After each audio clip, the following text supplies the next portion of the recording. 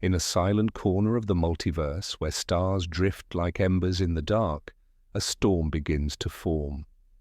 Not of thunder nor of wind, but of thought, time, and energy colliding.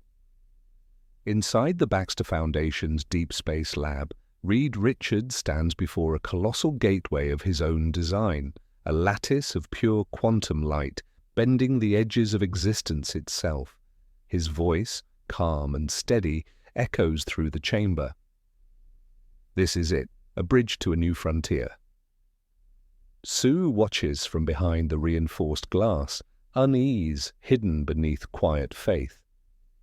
Johnny spins a ball of flame in his hand, smirking, trying to mask the tremor in his voice. Let's just hope this bridge doesn't collapse halfway across reality, genius. Ben Grimm cracks his knuckles, muttering, "If it does, I'm blaming you, Stretch."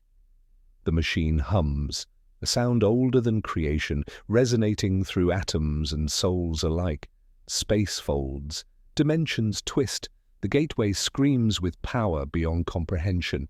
Reed's equations blur across holographic screens, numbers bending into symbols no human should read. Then the light breaks. A tear, wide and alive, opens in the air before them. It doesn't shimmer, it breathes, not a window but a wound in the skin of the universe. Reed stares into it, calm, curious, unafraid. His mind races faster than fear can form. Reality's lattice is unstable, he murmurs, but navigable. And before anyone can stop him, he steps forward. The others shout his name, and in that instant the light consumes them all. Sound dies, the universe folds inward, and the Fantastic Four vanish, swallowed whole by the storm they created. There is no up, no down, only falling, endlessly. They tumble through a realm without reason, where time collapses into color, and color screams. Voices whisper from the void, ancient and cruel. Shapes emerge, faces, cities, galaxies, then die before their names can be spoken. Sue's force fields shimmer like glass against an ocean of nightmares. Every impact sends pain down her arms. "Hold on!" she yells, but her voice is swallowed by the storm. Johnny burns brighter, his flames defiant against the cold void. He laughs, half out of fear, half out of fury. "Try freezing this, you freaky space fog!" But even his fire dims when shadows the size of continents move around them. Reed stretches through the chaos, not his body but his mind. He reaches for sense where there is none, mapping the impossible. Equations become prayers, logic becomes hope. And Ben, solid, unyielding, roars into the storm. The warp pushes, and he pushes back. "Come on then, you want to fight? Take your best shot." His voice is a spark of humanity echoing in madness. The warp, that sea of broken thoughts and hungry gods, stirs in answer. It tastes their fear, their courage, their souls. And somewhere, something notices them. A whisper slithers through the dark. New minds, new fuel. Sue's force fields shudder.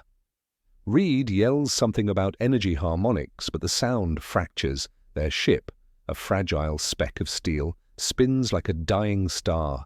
Alarms wail in every language, and then, all at once, silence.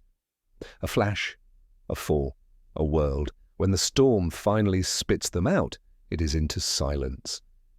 A silence so vast it hums. Their ship drifts through the bones of a dead star system. Planets cracked and hollow, moons split open like eggshells. Wreckage floats, starships torn apart, centuries ago drifting aimlessly through the dark. Sue peers through the viewport. "Where are we?" Johnny squints. Looks like someone lost a really big war. Ben leans over the console. "Or won one, depending how you look at it." Reed's eyes dart across the readings. His voice drops low, analytical, but shaken. "No known coordinates, no stellar pattern matches. The radiation levels." He pauses. "Oh, they're impossible. This system shouldn't exist." Outside, the fragments of metal catch what little starlight remains. Symbols glint on their surfaces. Alien, yet disturbingly human in design. Massive hulls, shaped like cathedrals, torn in half by unimaginable force, a graveyard of gods and machines. Then the sensors flicker. Something moves beneath the planetary debris, slow, deliberate. A pulse of mechanical life, faint but real. Sue whispers, "Reed, something's watching us." The ship lurches, systems fail, the air crackles with static. Reed grips the console. "Brace yourselves." Through the dead silence, a signal emerges, harsh, rhythmic, like a voice made of thunder. It speaks in words they cannot yet understand, but the tone is unmistakable. Command, warning, judgment. Their ship begins to fall, pulled by a force greater than gravity. Through clouds of metallic dust and shattered satellites, they descend toward a world below. A world of iron and ruin, a world that remembers war, a world that will never forget it. Reed looks out the window, his voice almost reverent. "This isn't another dimension," he says softly. "It's something else, something alive." And as the planet rises to meet them, the silence breaks. The first sound they hear in this new galaxy is not wind nor thunder, but the faint echo of marching metal. The ship touches down with a groan that echoes through the hollow plains. Metal scrapes against metal.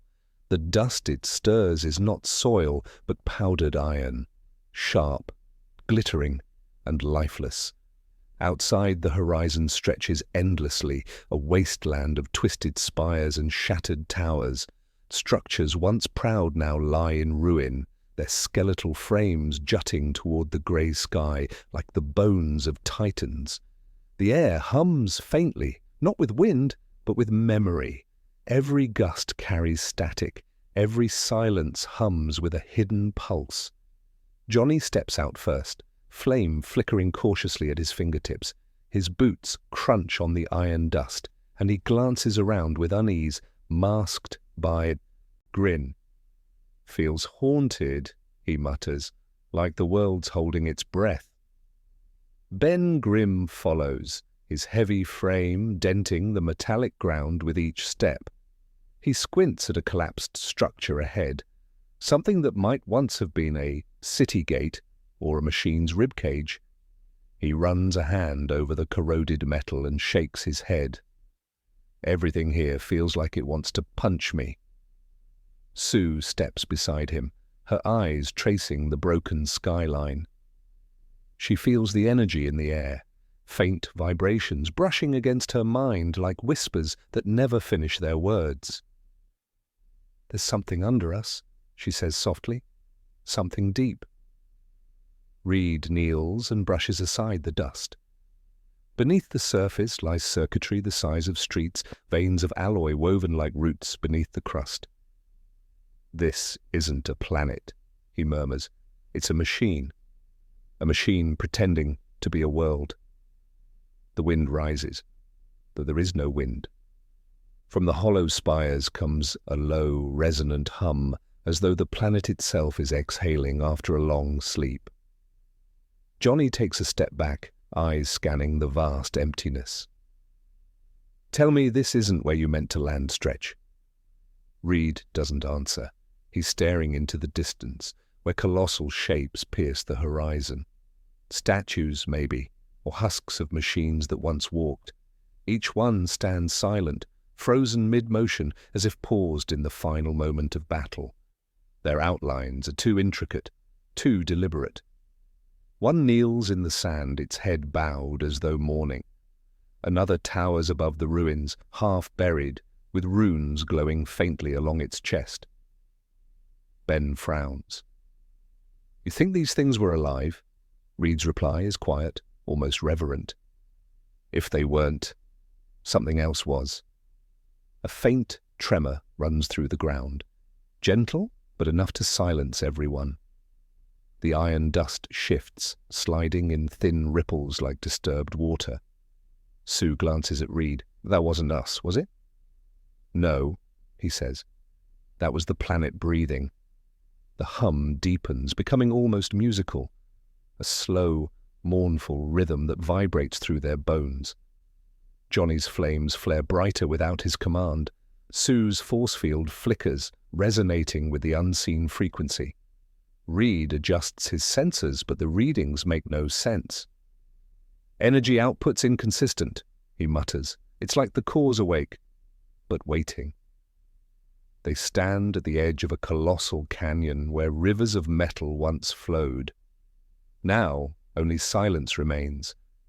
And beneath that silence, the whisper of power buried far below.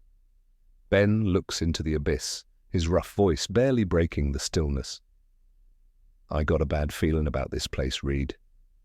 Real bad. Reed doesn't look away. His eyes reflect the lifeless glow of the horizon. This isn't just a graveyard, Ben, he says. It's a warning. And somewhere deep below the crust, ancient gears turn once and stop. The dust settles around their landing site, a soft, metallic haze drifting across the plain. For a long while, there is only the sound of cooling metal and the faint tick of the ship's hull. Then Sue speaks, her voice almost a whisper. Something's moving out there. Reed looks up from his instruments. The readings blur with interference. Energy spikes, then nothing, then the same pulse again. Movement, yes, but not biological, he murmurs. It's mechanical, patterned, as if the planet itself is thinking. Johnny hovers above the surface, a faint halo of flame around him to cut the chill. You mean to tell me this junkyard's alive? Ben snorts. If it is, I don't like the way it's looking at us. They start forward, boots ringing hollow against the ground. Each step stirs echoes that travel farther than sound should. Towering structures loom around them, bridges without ends, pillars that once held entire cities aloft. Symbols are carved into their surfaces, circles within circles, faded sigils of something ancient and deliberate. Sue's gaze follows one pattern across a wall until it disappears into the dust. Read these marks, they repeat, they form sequences almost like code, he finishes. He wipes grime from the metal with his glove and feels heat beneath it. Slow, rhythmic, alive. Far in the distance, a low tremor ripples through the ground. Dust pours down the sides of broken towers. From below, a dull red glow flickers and fades. Johnny drifts lower, unease edging his voice. That didn't look natural. Nothing here is, Reed replies. But whatever it is, it's responding to us. Sue closes her eyes, extending her perception outward through the faint distortion her shields create. There, beneath the surface, a pulse, steady and strong, like a heart made of iron. It's everywhere, she says, running under the crust, feeding on something deep. Ben looks toward the horizon where dark shapes break the monotony of the plain. Maybe we ought to head back to the ship before this place decides to wake up. But Reed steps closer to the edge of a cracked ridge, peering into the chasm below. Machinery stretches down as far as the eye can see.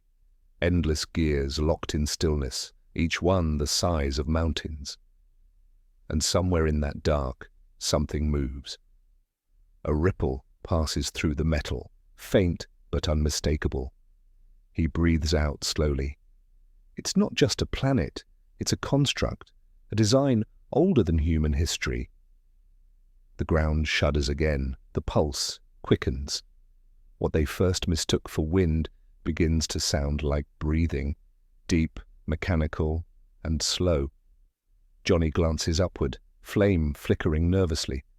Please tell me that's not the planet waking up. Reed doesn't answer. His instruments flare red across the display, warning of energy surges rising from beneath them. Sue grips his arm. Reed! He turns toward the others, voice low but steady. Whatever this world is, it knows we're here. And from the horizon, carried on the metallic wind, comes a sound unlike any they have heard before. A voice, not spoken, but echoed, as if the planet itself were whispering through its bones.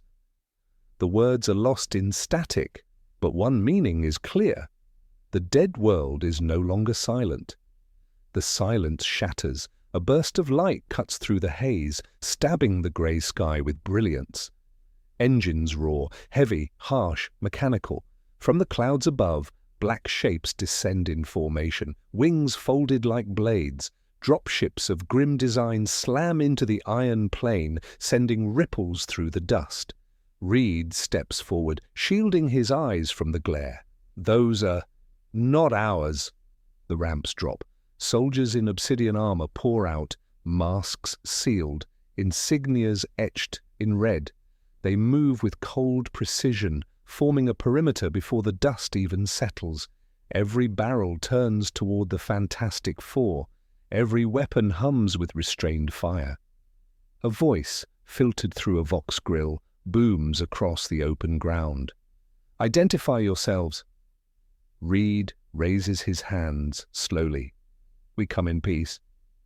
The soldiers do not understand his words.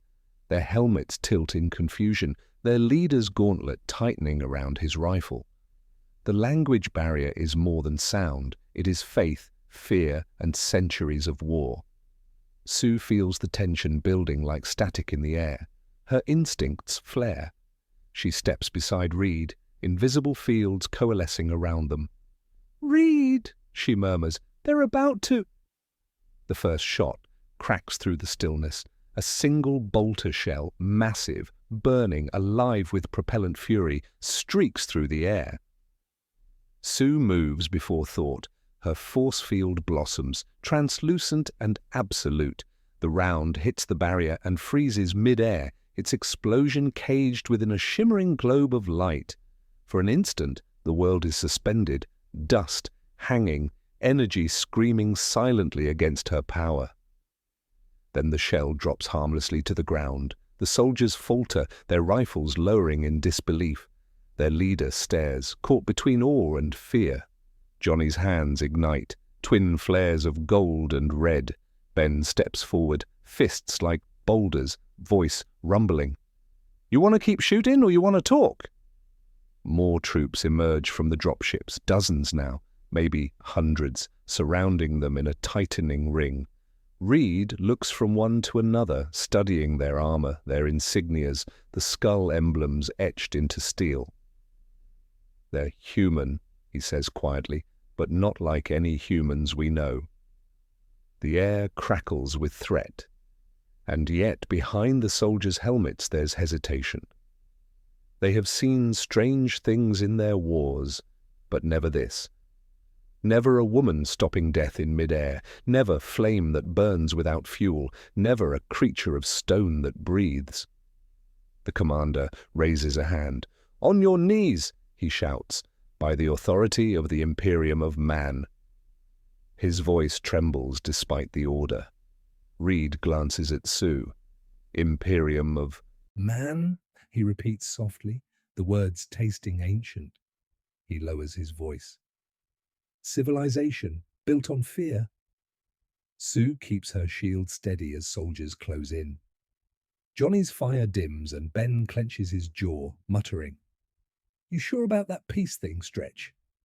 Reed nods once, calm amid the encirclement. "If there's even a fragment of reason left in this galaxy," he says, "we'll find it." The soldiers step forward, rifles leveled. Metallic boots strike the ground in unison. Above them, the dropships rise again, black silhouettes against a dying sky. The planet's hum deepens, resonating with the sound of engines and hearts. Beneath their feet, the pulse quickens, as if the world itself is listening to this fragile moment, waiting to see what humanity will do next. And in that tension between fear and wonder, the universe holds its breath once more. The ring of soldiers closes in, boots grind iron dust into the soil as heavy chains clatter to the ground. The air smells of ozone and oil. One of the armoured figures steps forward. His armour bears a faded sigil, a two-headed eagle carved into blackened steel. His voice carries authority, filtered through static. By decree of the Imperium of Man, you are under custody of the Emperor's Guard. The words mean nothing to Reed, but the tone does. Command, fear disguised as duty.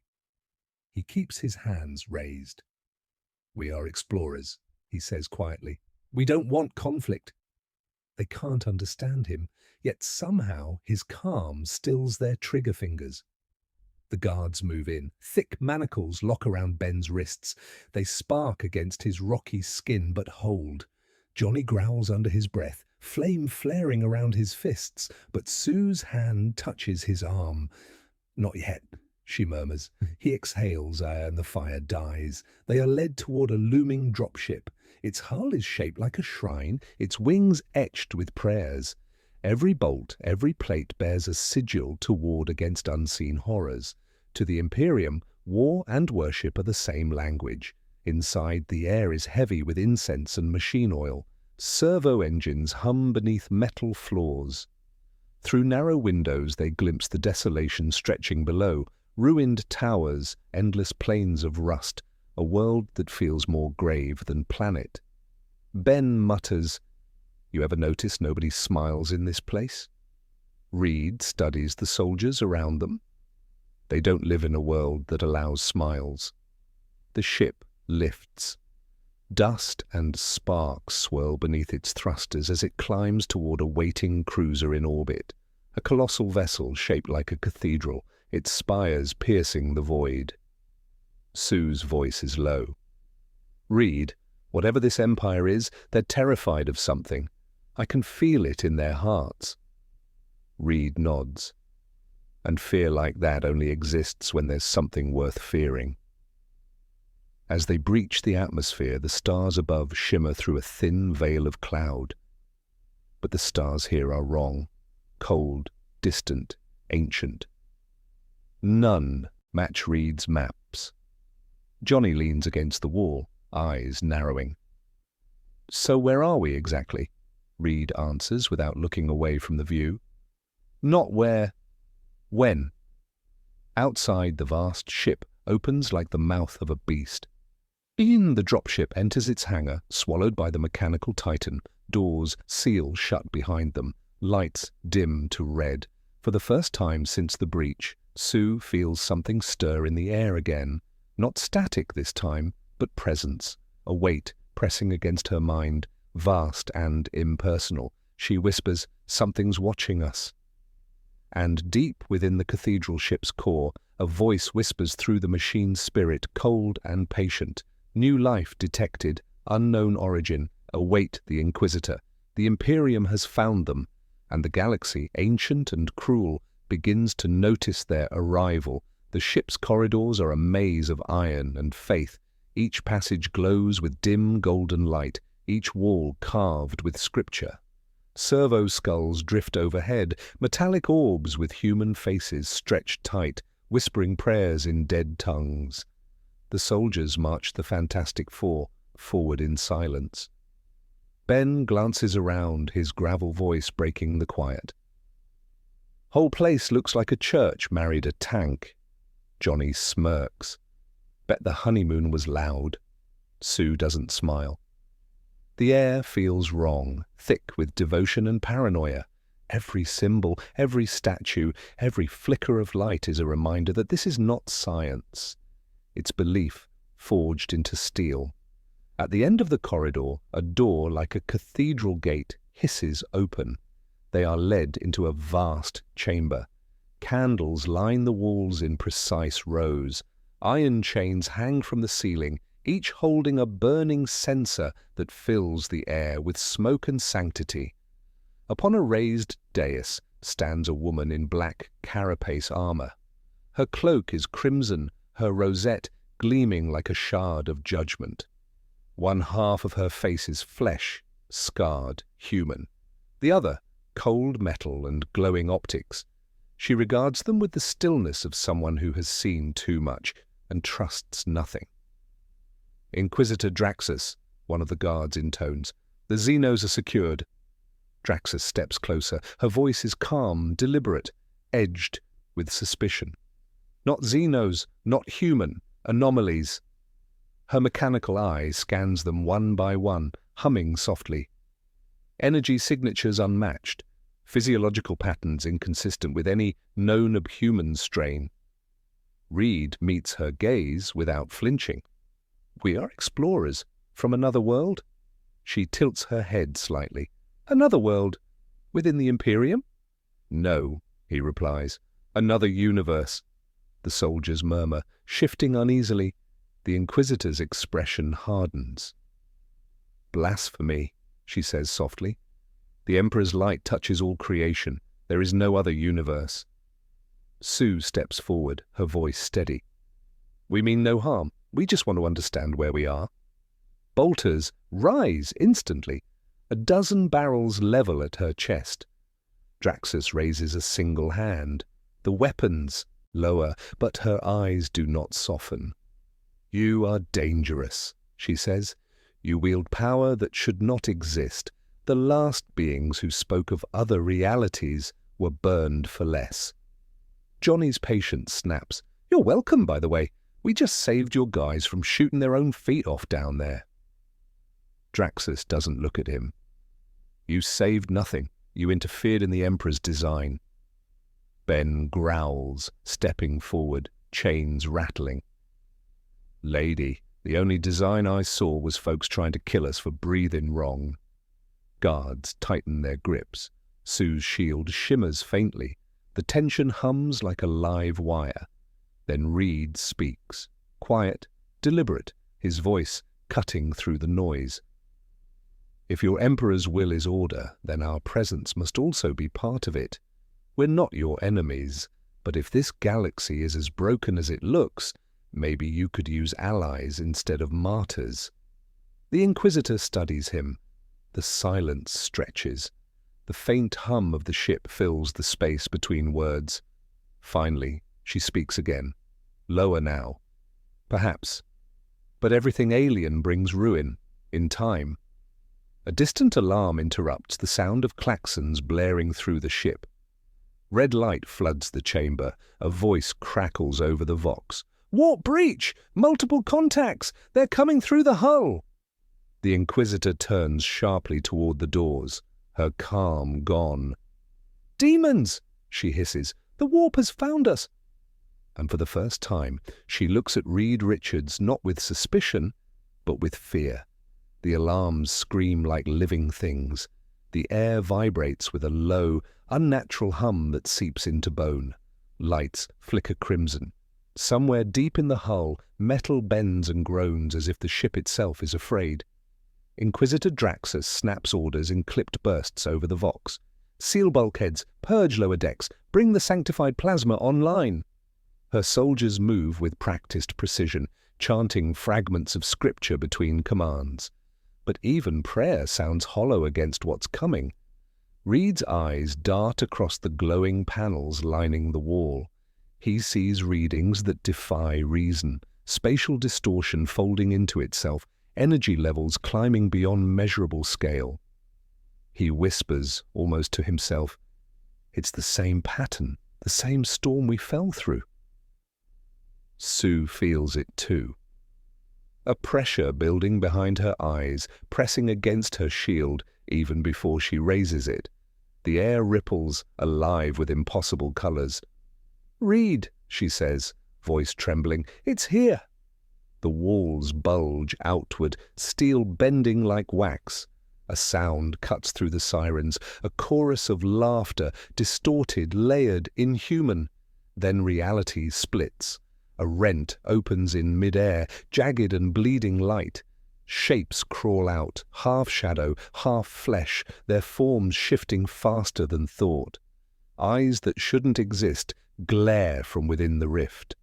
The first demon steps through, its body a mass of red muscle and brass bone, its roar shaking the deck plates. The soldiers fire in disciplined bursts. Bolter shells explode against the creature's hide, tearing chunks of burning ichor, but the thing doesn't stop. Another follows, and another. The warp is here. Johnny's flame erupts instinctively, flooding the corridor in gold. His fire burns hotter than any promethium, a star reborn inside the darkness. "Guess it's my kind of welcome party," he shouts, and launches himself into the nearest monster.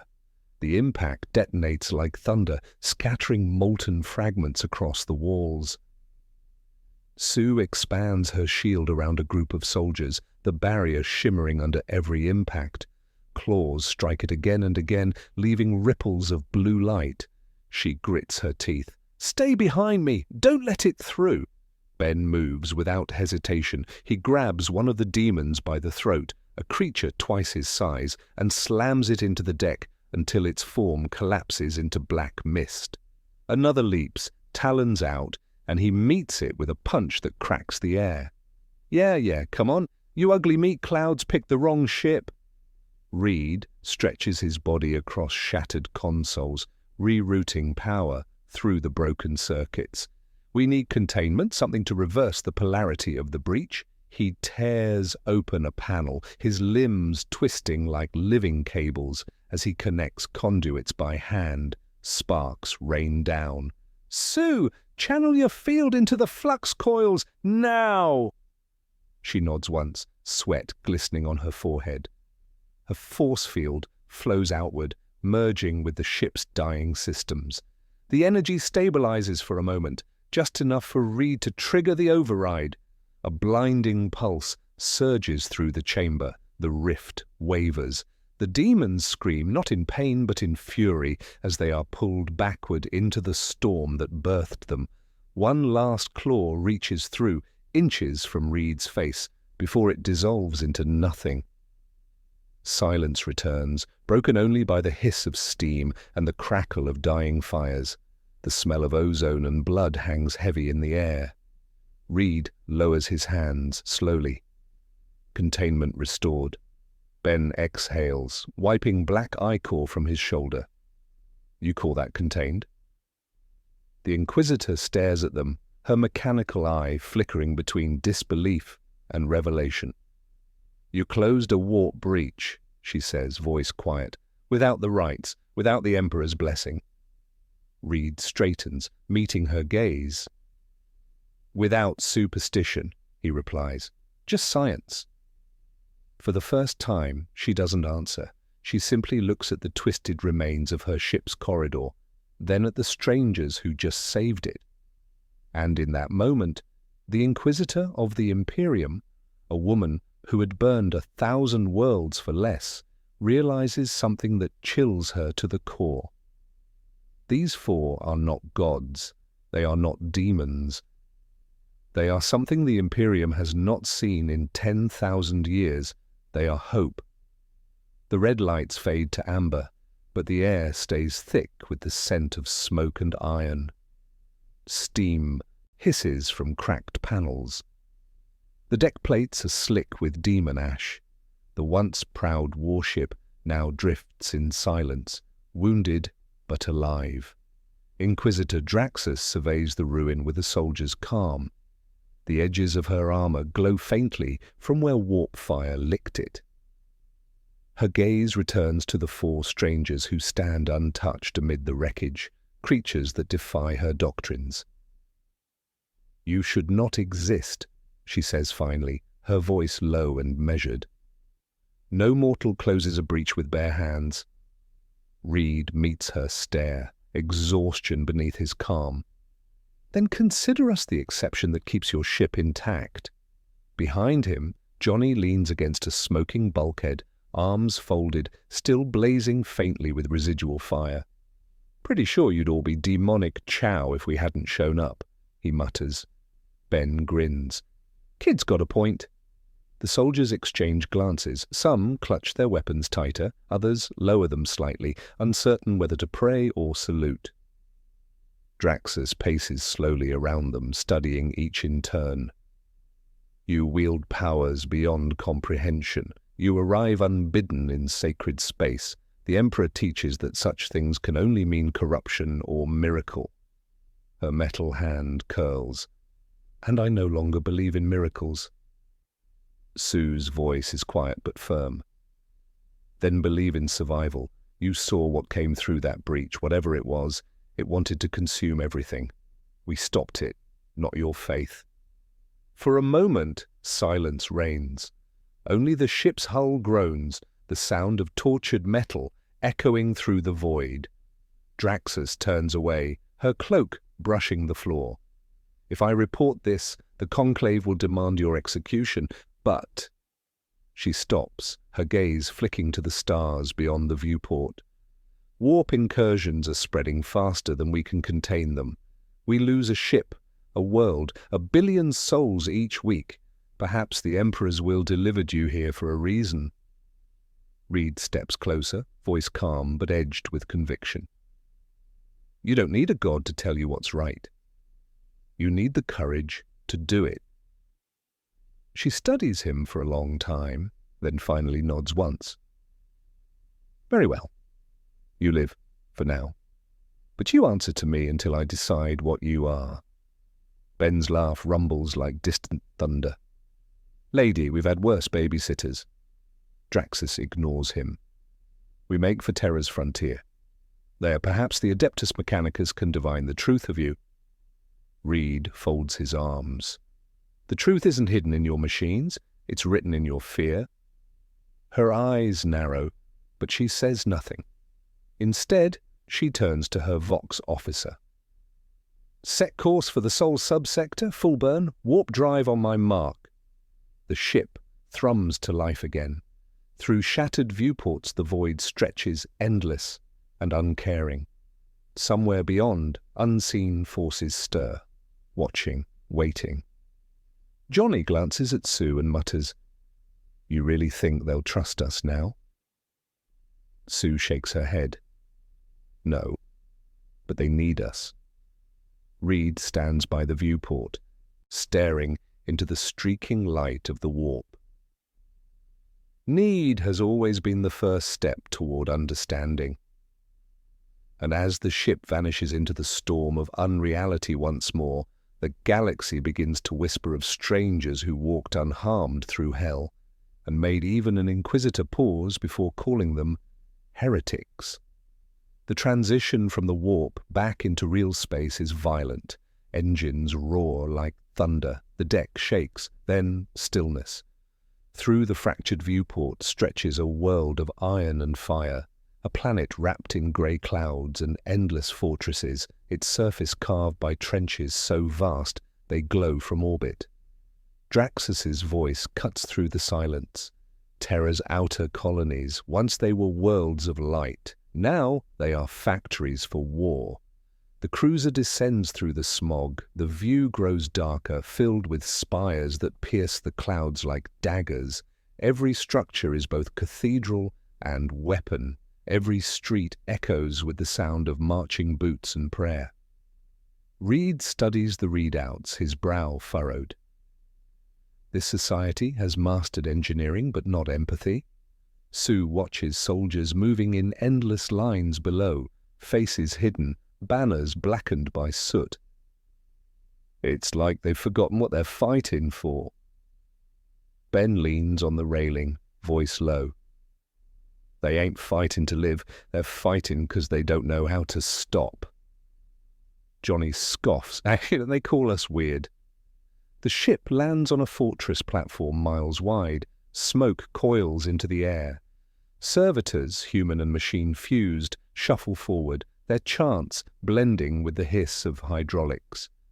A squad of tech priests approaches, robes of crimson dragging through ash. Cables snake from their spines. Their voices are metallic whispers.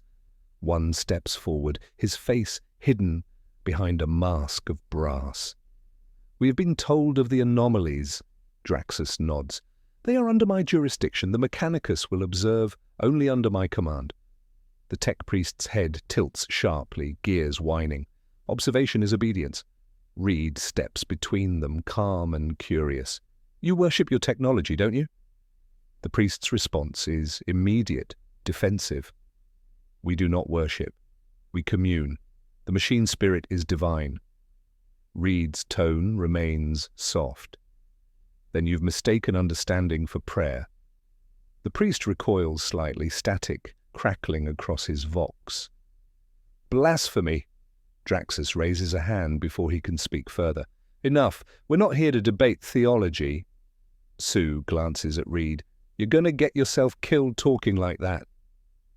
Reed's gaze drifts over the endless factories and the skies thick with ash. If they kill every idea they don't understand, this empire will collapse under its own faith. A distant explosion interrupts him. The ground trembles. Across the horizon, a column of smoke rises, black, dense, alive with flame. The tech priests freeze, their mechanical limbs twitching. Draxus's eyes narrow. Chaos Raiders, they've breached the defense lines. Ben cracks his knuckles, grinning. Finally, something I understand. Johnny ignites, flames crawling up his arms. Guess we're skipping diplomacy. Sue raises her shield as the first tremor rocks the platform. Above them, warning klaxons scream. In the distance, silhouettes of dropships fall like meteors. The planet of faith and fire prepares for yet another battle. And the Fantastic Four, strangers in a dying galaxy, are about to fight their first true war in the 41st millennium. The fortress world awakens in chaos. Sirens wail across the smog-filled sky, and the endless roar of gunfire rolls through the valleys like thunder. The air is thick with the scent of oil, fire, and prayer. From the landing platform, Reed watches as waves of Imperial guardsmen flood the trenches below, chanting oaths of devotion. Above them, banners of gold and crimson flutter beneath burning clouds. Every soldier fights not for survival, but for salvation. Inquisitor Draxus moves with purpose, shouting orders into her vox. Deploy all batteries to Sector 9. The raiders breach the western wall. She turns to Reed. Stay out of the way, off-worlder. This is not your war. But Reed is already moving. His mind races faster than the chaos outside. War is war, he murmurs. And I've seen enough to know when it's being fought the wrong way. He sprints toward a control station, examining the fortress schematics flickering across cracked glass screens. Circuits hum weakly, overloaded by years of neglect. These defenses are collapsing because your systems contradict themselves, he says. A nearby tech priest hisses through his vox. Contradiction is heresy. Reed doesn't look up. No, contradiction is progress trying to happen. The priest's mechanical limbs tense. Sparks leap from his cables in agitation. You speak without reverence! Reed turns to face him fully now, his voice calm and unwavering. Reverence is what keeps you blind. You worship what you built instead of learning from it. Before the priest can respond, the wall shakes. A chaos drops pod slams into the outer courtyard, cracking ferrocrete like glass. The hatch bursts open and armored figures emerge, space marines of chaos, their armor blood-red and black, sigils burning with warp fire. Their laughter echoes like a storm of knives. Bolter rounds tear through the air. Imperial troops scatter, firing wildly. Within seconds, the holy fortress becomes a slaughterhouse. Draxus draws her plasma pistol, firing bursts of white-hot energy that melt through corrupted ceramite. To the Emperor! Hold the line! Johnny rockets skyward in a pillar of fire. Guess that means us too, he yells, diving into the enemy ranks. His flames wash over the Chaos Marines, setting even their cursed armor ablaze. You guys really need better sunscreen. Ben charges through the smoke, meeting a towering traitor Marine head-on.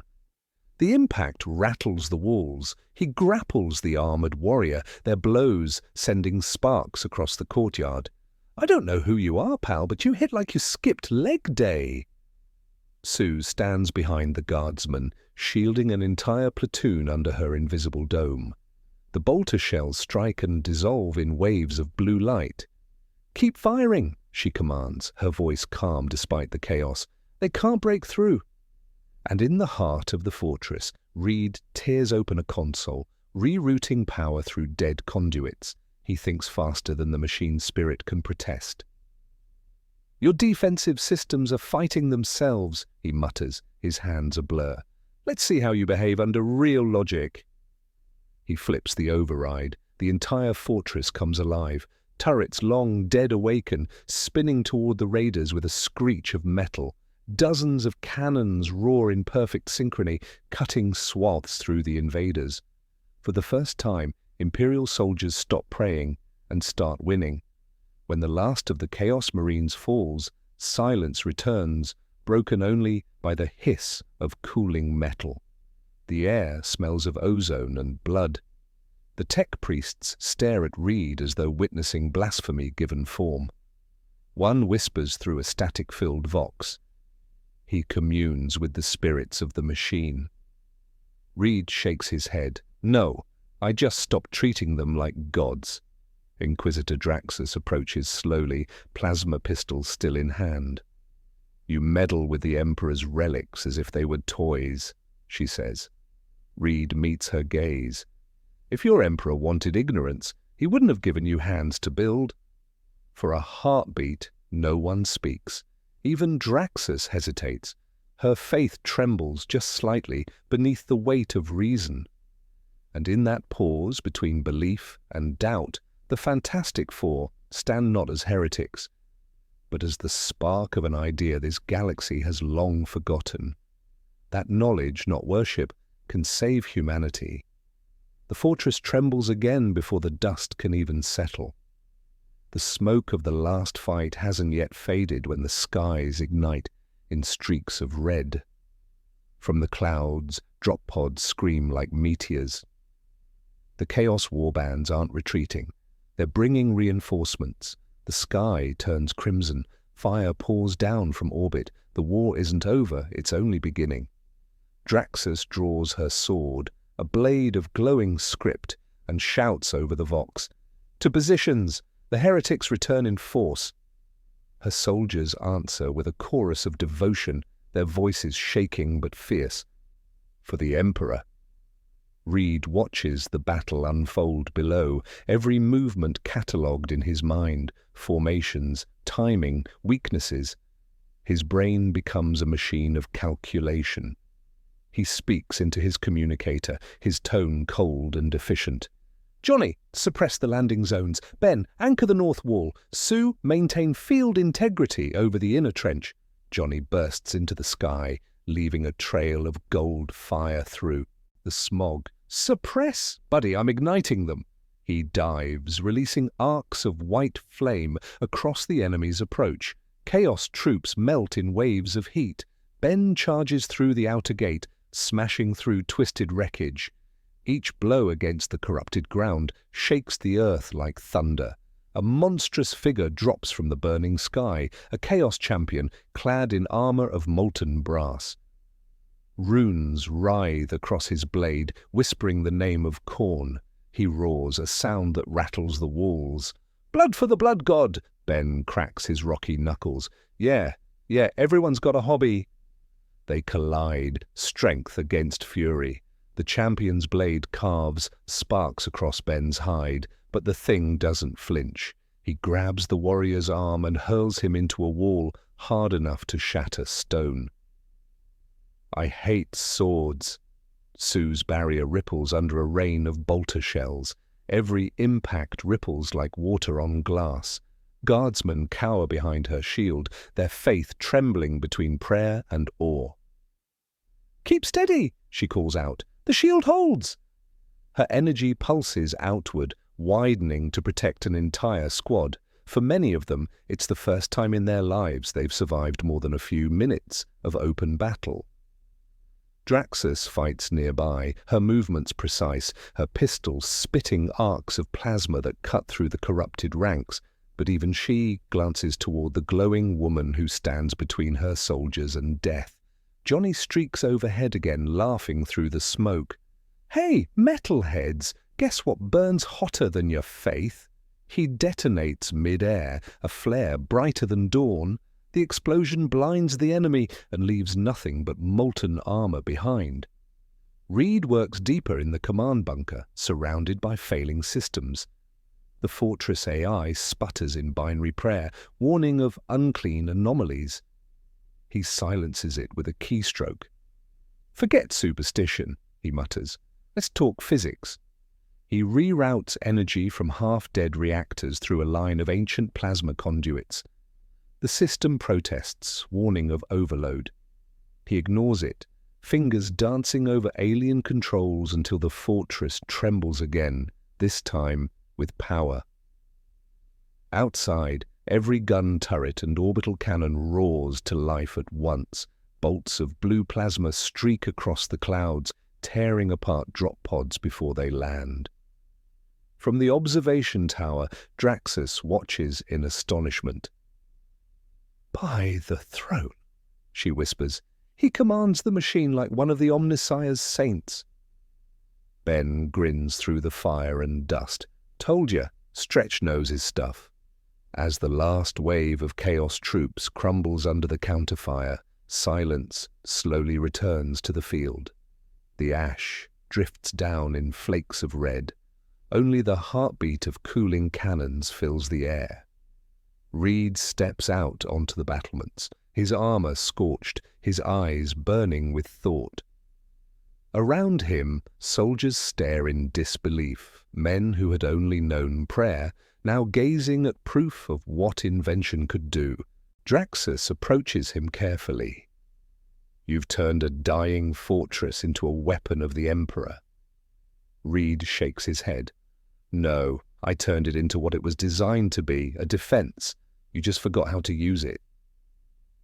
For a long moment, neither speaks. The smoke clears enough to show the horizon black, endless and scarred. Then Draxus lowers her weapon. "Perhaps we've all forgotten too much." And in that brief lull, amid ruin and ash, something impossible happens. A spark of understanding flickers between faith and reason. The guns fall silent, but the echoes remain. The fortress stands scarred and steaming, its towers cracked, its battlements glowing red with heat. What was once holy ground now reeks of smoke, blood, and melted steel. The Imperium's banners hang tattered in the wind. The guardsmen kneel amid the ruins, some praying, others simply breathing, alive and astonished that they are still here. The dead far outnumber the living. Reed walks through the wreckage, his expression unreadable.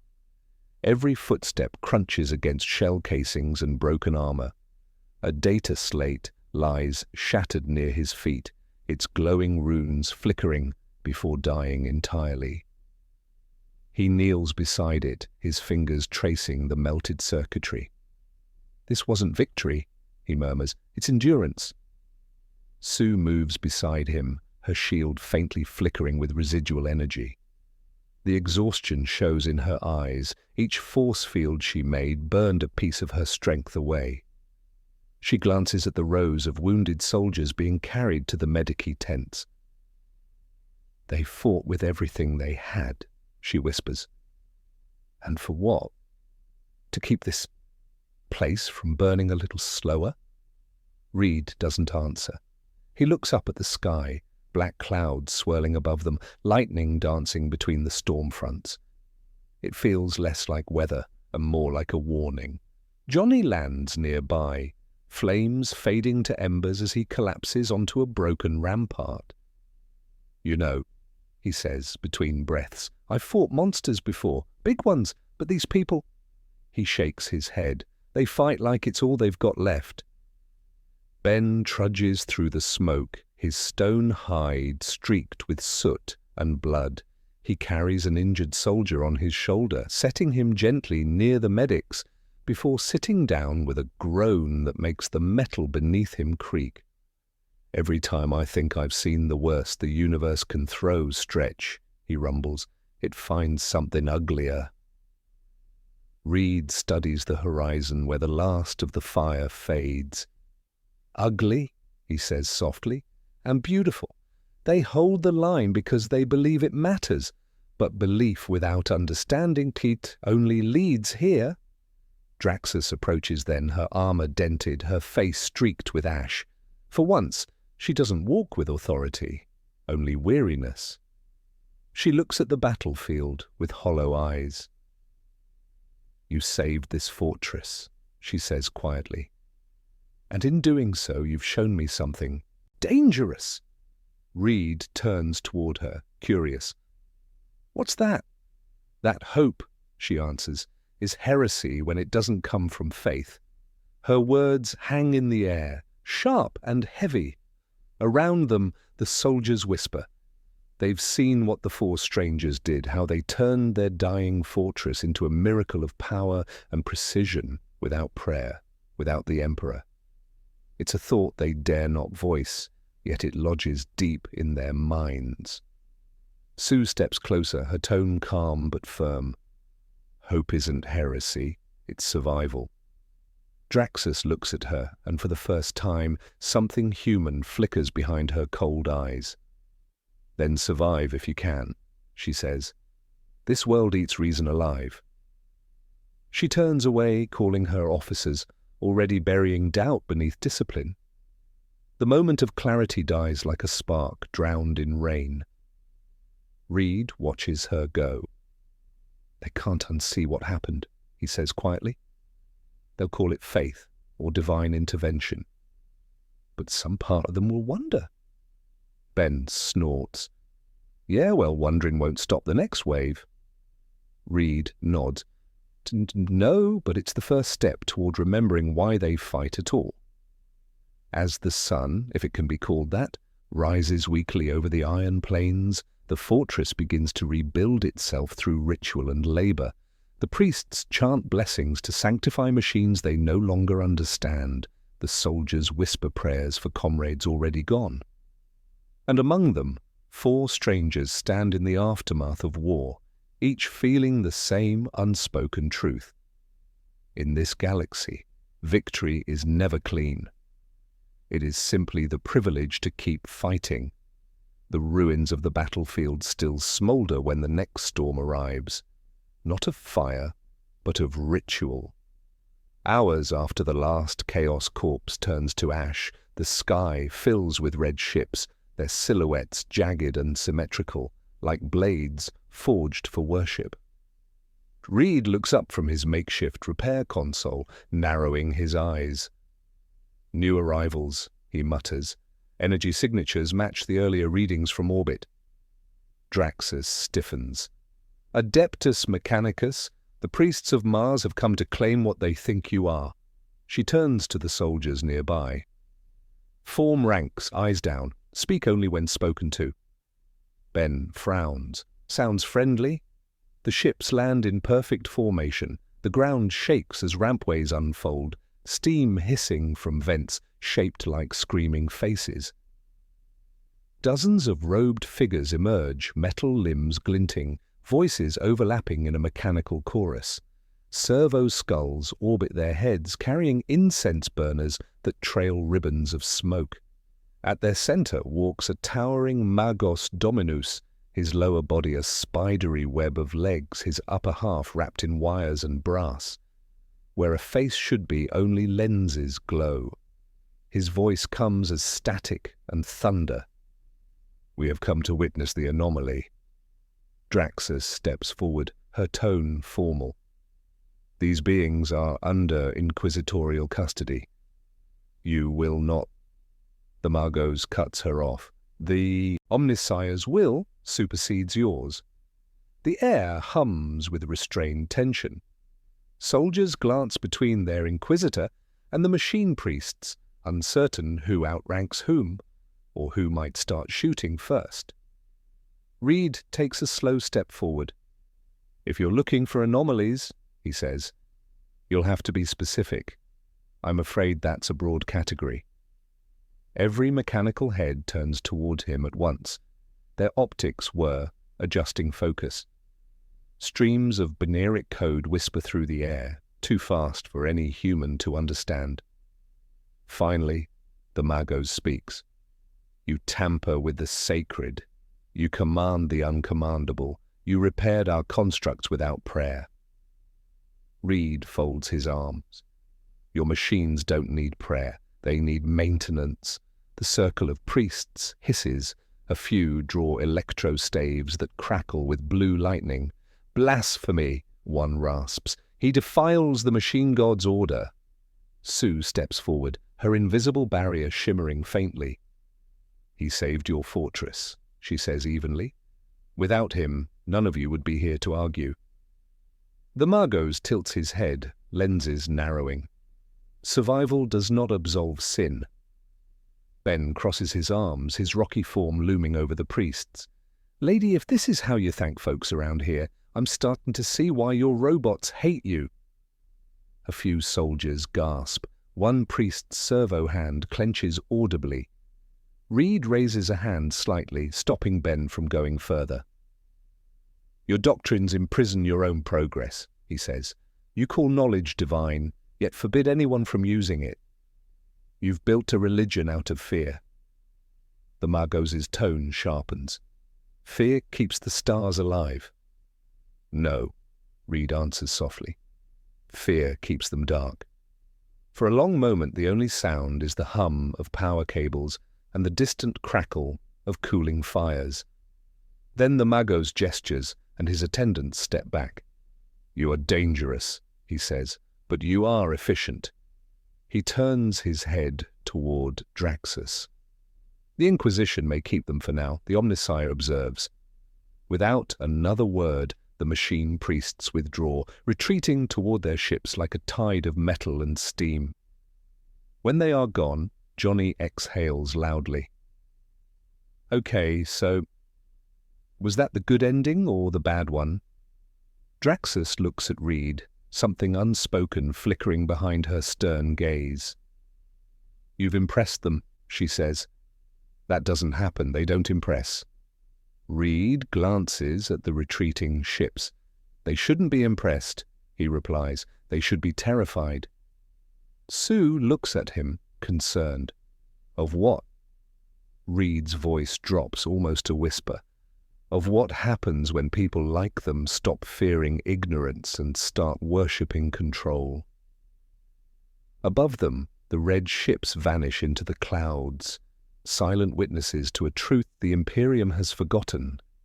And for the first time, Reed Richards understands the scale of the machine empire that calls itself mankind. A civilization that traded curiosity for obedience and called it salvation. Night falls heavy over the iron world. Smoke from the day's battle clings to the clouds, turning the sky a permanent grey. The fortress, once filled with hymns and gunfire, now breathes in uneasy silence. Torches and servo lights flicker along the parapets, their glow weak against the darkness that presses in from the wasteland beyond. Sue walks the outer wall, her steps echoing softly on the metal. Below her, soldiers kneel in prayer, their voices trembling in unison. They chant the same words again and again, as if afraid silence might summon the dead back from the battlefield. She watches them for a moment, then looks away. Even after everything, she whispers, they're still praying to something that never answers.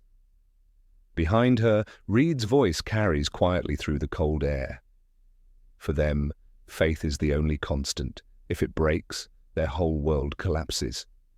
Sue turns. He's there, half in shadow, studying the stars, or what passes for them.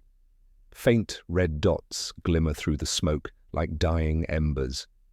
Maybe, she says, but how do you live when your faith demands blindness? Reed doesn't answer immediately. His gaze lingers on the horizon where twisted towers pierce the clouds. You adapt, he says finally, or you perish. Below, the priests of the Mechanicus perform rites over damaged cannons, their metal limbs swaying in rhythm. Sparks leap like fireflies as they whisper binary prayers into the machine's open guts. To Reed, it looks less like worship and more like a post-mortem. Ben approaches, his footsteps heavy enough to rattle the walkway. "You two look like you're thinking about something dangerous again," he grumbles. Reed glances over his shoulder. "Always." Ben leans on the railing, staring down at the rows of soldiers lighting candles for the fallen. They don't even know what peace looks like, do they? "No," Reed says softly. "But they know what comes after losing it." Johnny lands nearby, still faintly glowing, exhaustion written all over his face. "Okay, I checked the east sector. No more demon freaks, no more explosions.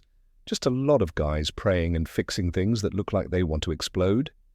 Ben smirks. "So, a normal night then?" "Pretty much," Johnny says, shrugging. "Still, I can't shake it. This place, it's like the universe forgot to move on." Reed studies him quietly, then nods. "You're right. This civilization runs on repetition. War is their heartbeat. Prayer is their breath. If either stops, they die." Sue steps closer, crossing her arms. "And what about us?" "We don't belong here, Reed. We fix things, we explore. We don't survive in nightmares." He looks at her, his expression unreadable. "We belong wherever there's a question no one dares to ask." A faint hum interrupts them, a sound low and pulsing, like distant thunder. Reed's head snaps toward the fortress interior. "That's not machinery," he says. "That's psychic resonance." Draxus emerges from the shadows, her cloak trailing behind her. "The astropaths are screaming again," she says grimly. The warp stirs. Something is coming. Reed's eyes narrow. "How long?" "Hours, perhaps less. The signals are fractured. They speak of light and flame." Johnny groans. "Great! More bad news wrapped in prophecy. Love this galaxy." Draxus ignores him. "The fleet reports unidentified warp signatures, not chaos. Something else, something organized." Sue's voice tightens. "Then we should leave this planet." But Draxus shakes her head. "We can't. The storm around the system makes warp travel impossible. We are trapped here until it clears." Reed glances toward the horizon, his mind already turning like machinery. "Trapped," he repeats. "Or anchored." "What do you mean?" Draxus asks. "The warp doesn't hold you hostage," he says. "It holds your reality in place. Something's keeping this storm centered here on purpose." Draxus studies him for a long moment. "You think we're being watched?" "I know we are," Reed replies quietly. "The question is whether they're waiting for us, or the storm itself."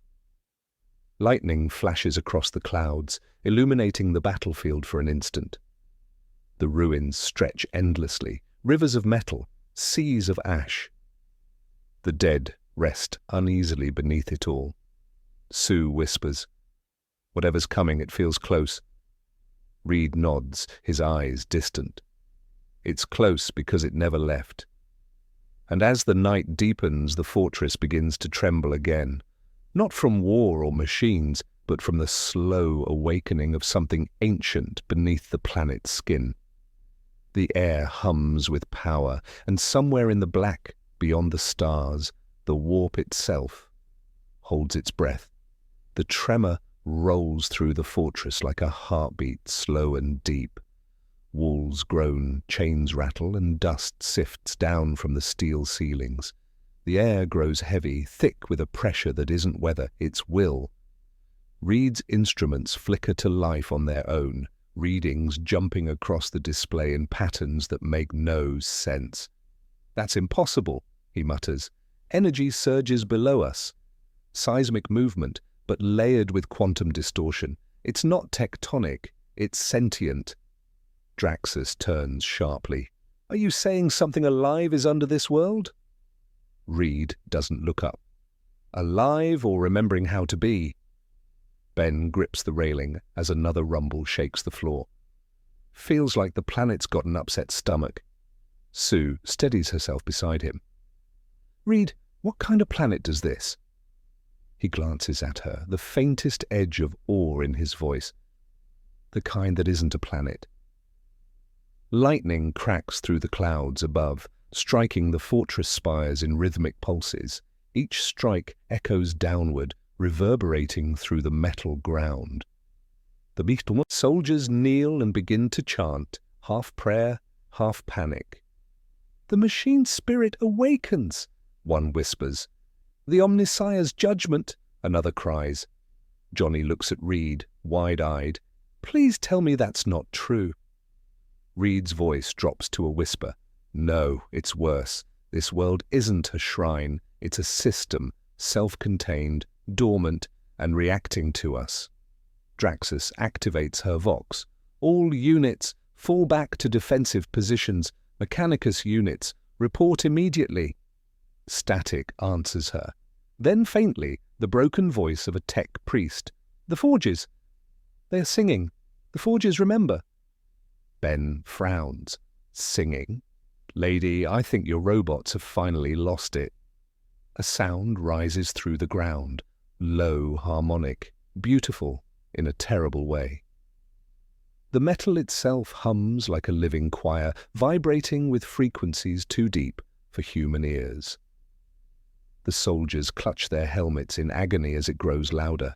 Reed adjusts his scanners, eyes wide. These vibrations, they're aligning. Every structure on the planet is resonating at the same frequency. It's synchronization. Sue steadies herself against the wall. Synchronizing with what? Reed exhales. With whatever's waking up. The fortress floor splits open.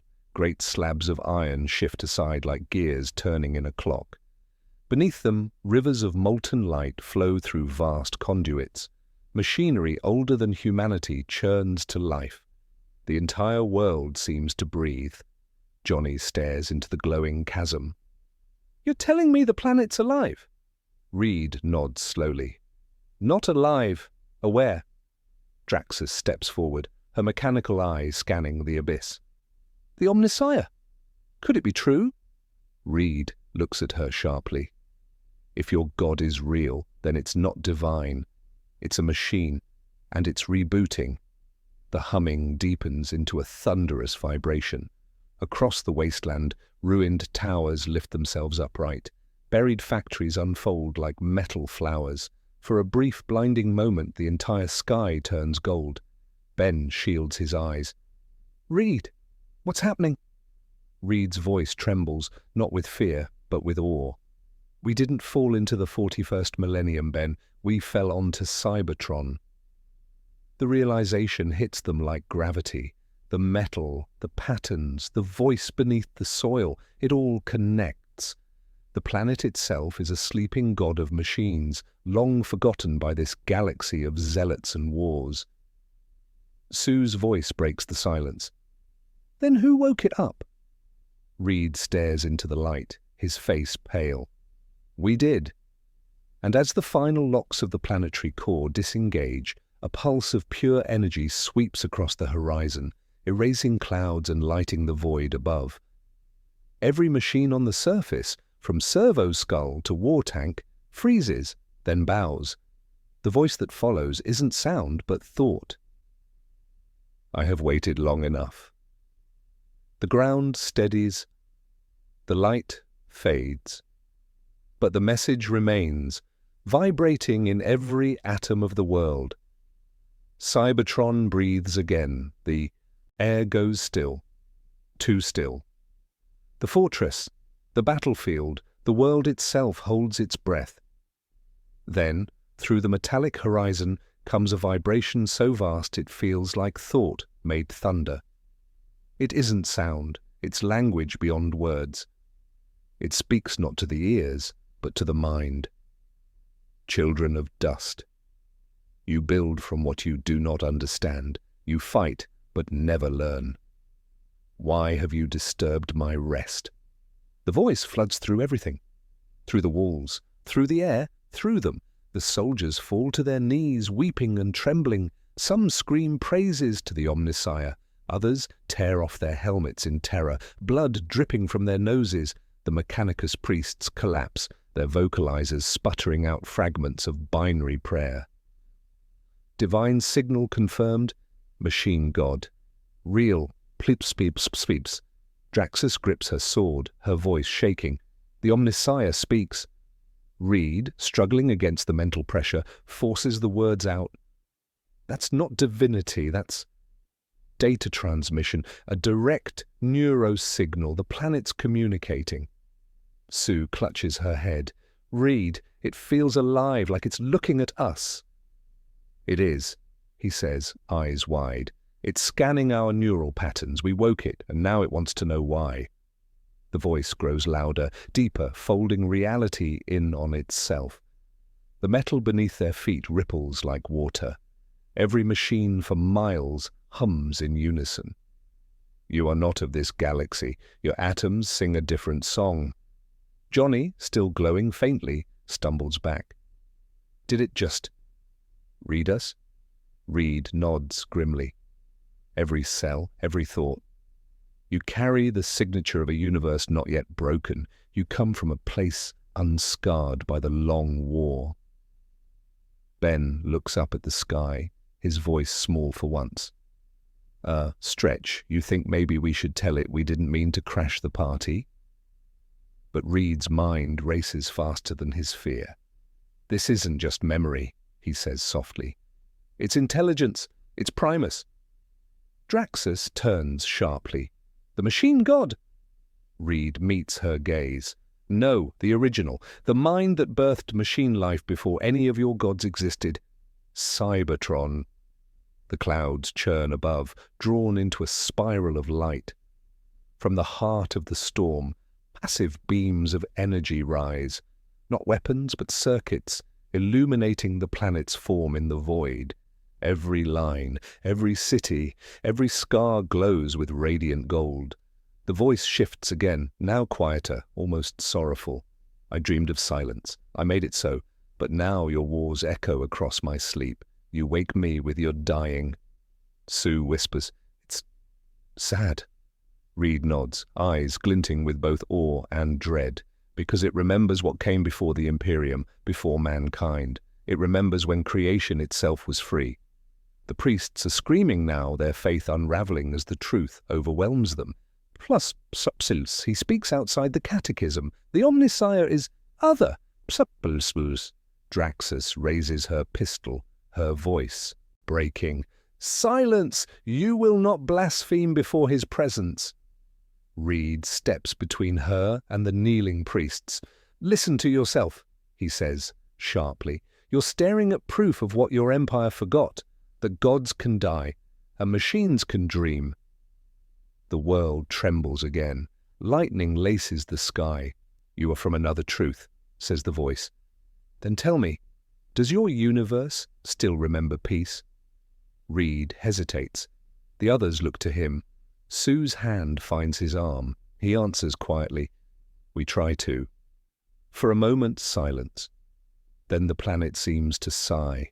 A sound like shifting mountains. Then I will learn from you, but understand this. Your arrival has consequences. The Imperium watches, the warp listens, and those who hunger for my spark will come. The golden light fades. The rumbling ceases.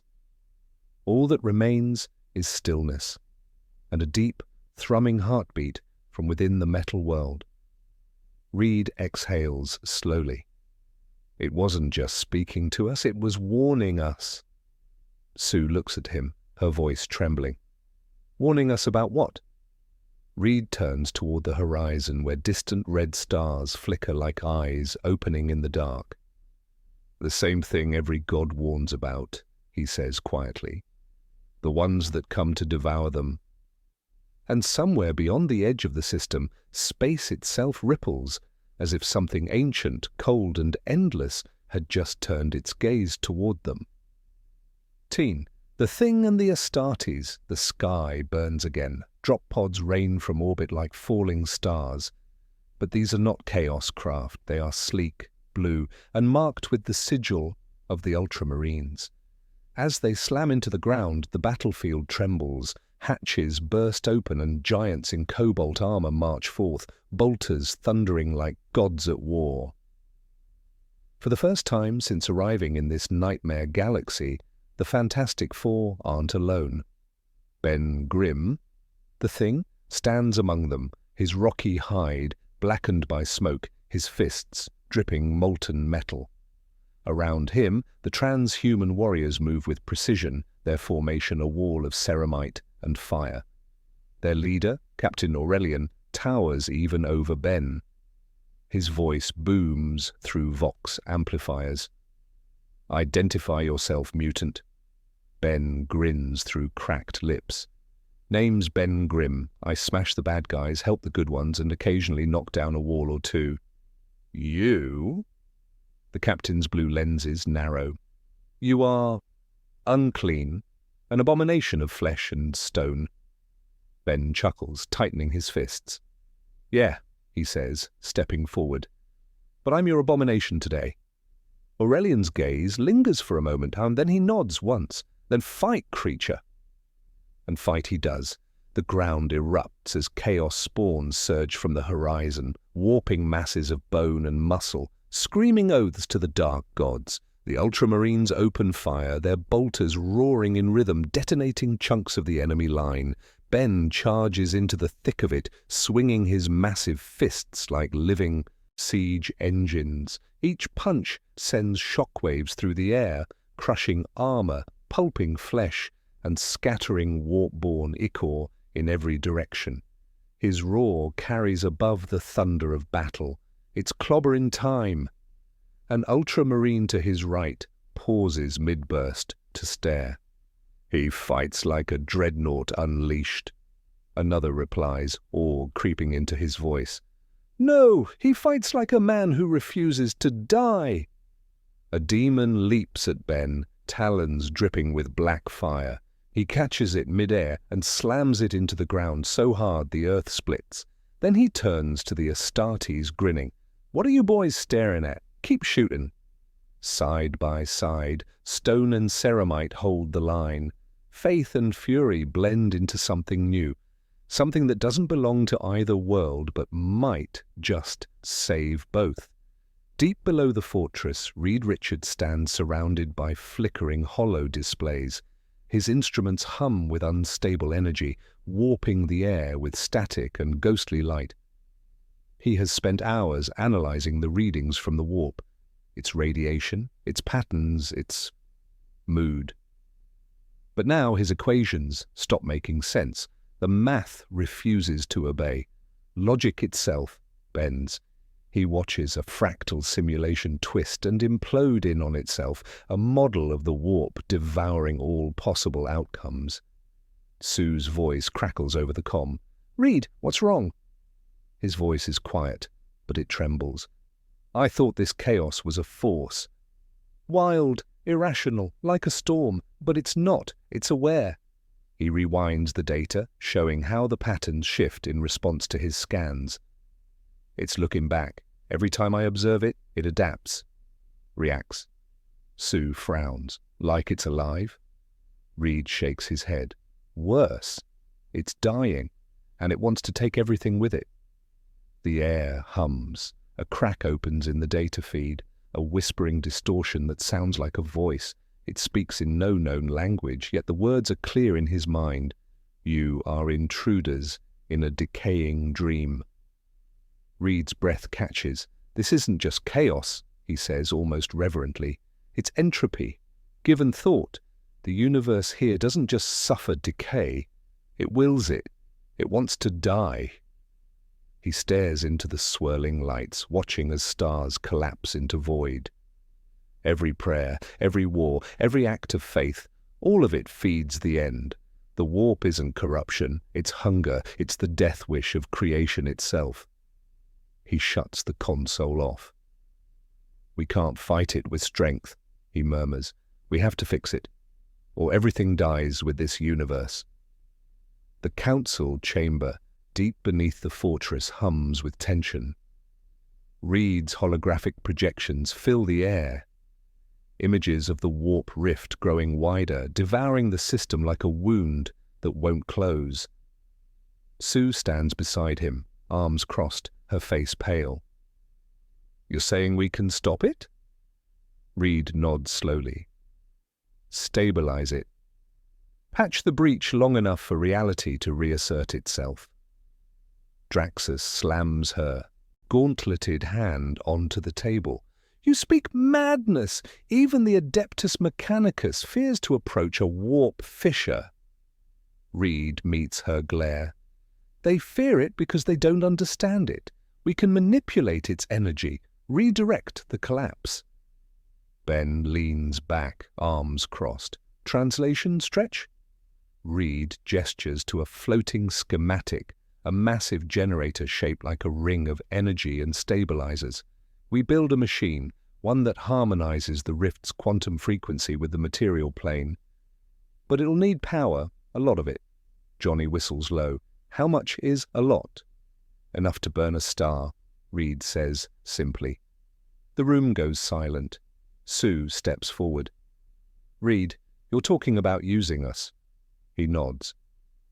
"Your energy field can hold the rift stable. Johnny's plasma output provides the ignition. Ben's kinetic force will ground the containment rings." She stares at him. "And you?" "I'll control the synchronization manually." Ben growls. "You mean from inside that thing, don't you?" Reed doesn't answer. His silence is enough. Johnny frowns. "So the plan is, we build an impossible machine, fight the universe's death wish, and hope it doesn't eat us alive?" Reed looks at each of them in turn. "Exactly." For a moment, none speak. The room hums with distant thunder from the rift. Then Ben grins, a slow, stubborn grin that breaks the silence. "Well," he rumbles, cracking his knuckles, "sounds like Tuesday to me." Johnny smirks. "Let's light it up." Sue nods once. "Then let's save this universe, before it takes ours with it." Reed smiles faintly, the light of the hologram flickering across his tired face. "It's madness," he says softly, "but it's hope. And for the first time in this dying galaxy, that might just be enough." The sky tears open. What begins as a fracture of light becomes an abyss, a wound in reality itself. The rift spreads like a cancer across the heavens, swallowing the stars one by one. Entire battle fleets, caught in its pull, twist and collapse into spirals of warped metal and fire. The screams of their crews echo across the void, a sound not heard by ears but by the soul. From within the rupture, things emerge, shadows with wings made of thought and hatred, demons, thousands of them, their forms stretching and breaking as the warp pours into real space. They do not march. They rejoice. Across the burning world, the Imperial Vox networks collapse into chaos.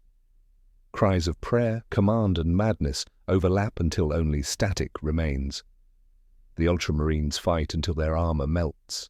The Guardsmen vanish in crimson fog. Even the mighty inquisitorial warships crumble under the storm's pull. And at the center of this apocalypse, on a plateau of molten steel overlooking the collapsing sky, stand four figures, the Fantastic Four. They are no longer explorers, no longer scientists, soldiers, or saviors. They are the last light of a universe that forgot what hope looked like. Wind howls like a living thing. The horizon bends and the machine Reed built hums with unstable power, its rings spinning faster than the eye can follow. Lightning arcs between them, tearing holes in the air. Sue kneels beside the control core, her force fields shimmering against the storm. Each wave that strikes her barrier makes her tremble, but she holds. "Reed, it's destabilizing!" she shouts, her voice almost lost to the wind. Reed's eyes dart across the readouts projected on the flickering hologram. "Not yet. The harmonics are aligning. We're close." He glances up at the rift. "But we're out of time." Ben digs his feet into the scorched ground. gripping the containment anchor with both hands. "I'm holding this thing together, Stretch," but she's screaming like she wants to explode. "Then keep her talking," Reed yells back. "If she stops, the universe stops with her." Thunder roars, but not from clouds, but from the rift itself. The vortex stretches from sky to ground, a tower of swirling crimson energy, devouring everything in its reach. Cities crumble, oceans of molten metal rise into the air, pulled toward the void. Through it all, Reed stands firm, his mind racing beyond human comprehension, adjusting controls faster than his hands can move. "This isn't just a storm," he whispers. "It's the universe's final heartbeat." Sue looks up, her hair whipping in the wind, eyes glowing through the haze. "Then we remind it how to live." And with that, Johnny steps forward, his flames flickering uncertainly in the gale. He looks at the rift, his expression caught somewhere between fear and wonder. "Guess it's time," he says quietly. "Let's make it count." Johnny's storm rises into the air, the heat around him bending the metal beneath his feet. The storm tries to tear him apart, but he keeps rising, higher, faster, until the sky turns white with light. His entire body becomes fire. Not the orange flame of battle, but something purer, brighter. It burns blue, then gold, then white, the color of creation itself. The demons shriek below as his light cuts through them like sunlight through mist. Even they, born of chaos and hatred, recoil from warmth they have not felt in 10,000 years. Reed's voice crackles through the comm. "Johnny, we're losing containment.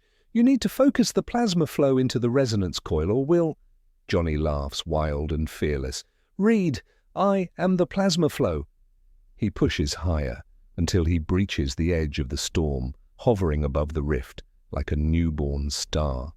The energy around him distorts the air, waves of light rippling out like the rings of a supernova. He looks down through the chaos, sees Sue's shield flickering, Ben bracing against the quake, and Reed at the console, his face lit by fire and fury. And he smiles. If this galaxy's forgotten— "Warmth," he says, voice breaking through static. "I'll remind it."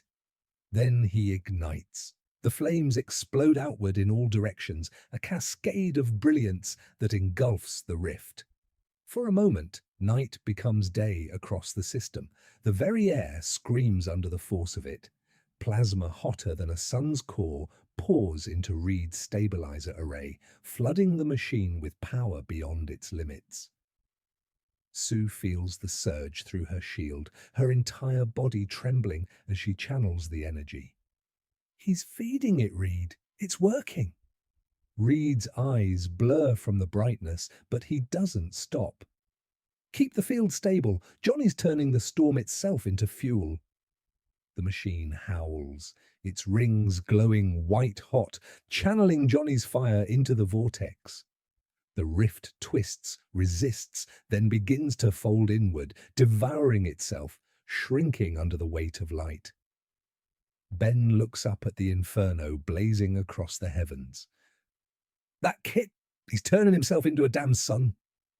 Reed's voice cracks. "He always wanted to be one." The warp screams, a sound like dying stars as the rift implodes. Every demon vanishes, every shadow erased in the light of Johnny's storm. And as the last flare fades, his voice echoes faintly over the comm, steady and soft. "Tell him it was worth it." Then the light consumes everything. For one heartbeat, the galaxy remembers warmth. The light of Johnny's nova fades into a blinding halo that blankets the battlefield. The rift, once infinite and hungry, begins to collapse inward, folding like a dying star. Reality itself screams as it struggles to close the wound. But it's not enough. The energy surges back, rebounding toward the planet like a tidal wave of annihilation. Reed's machine overloads, circuits burn white hot, the containment rings twist and shatter, releasing bursts of plasma that cut through the air like blades. Sparks rain down on him as he desperately recalibrates the stabilizer. No, no, no, the feedback loop's destabilizing! Sue staggers forward, her hair whipped by the wind, her body trembling from exhaustion. The storm presses against her skin like fire. "What do you need?" she shouts. Reed looks at her, horror in his eyes. "You can't. What do you need?" she repeats, louder this time, her voice a command. He hesitates for a split second, then the scientist takes over. "We need containment. A full field compression around the rift's center. But the force required—" Sue nods. "Then I'll do it." Reed grabs her arm, his voice breaking. "No, you'll burn out your nervous system. The shield will fuse with you. You won't survive." Her eyes meet his, calm and steady amidst the chaos. "You always fix the impossible, Reed," she says softly. "Let me protect it." Before he can stop her, she steps forward into the heart of the collapsing field. The energy lashes around her like lightning, ripping at her body and mind, but her hands rise, glowing brighter with every heartbeat.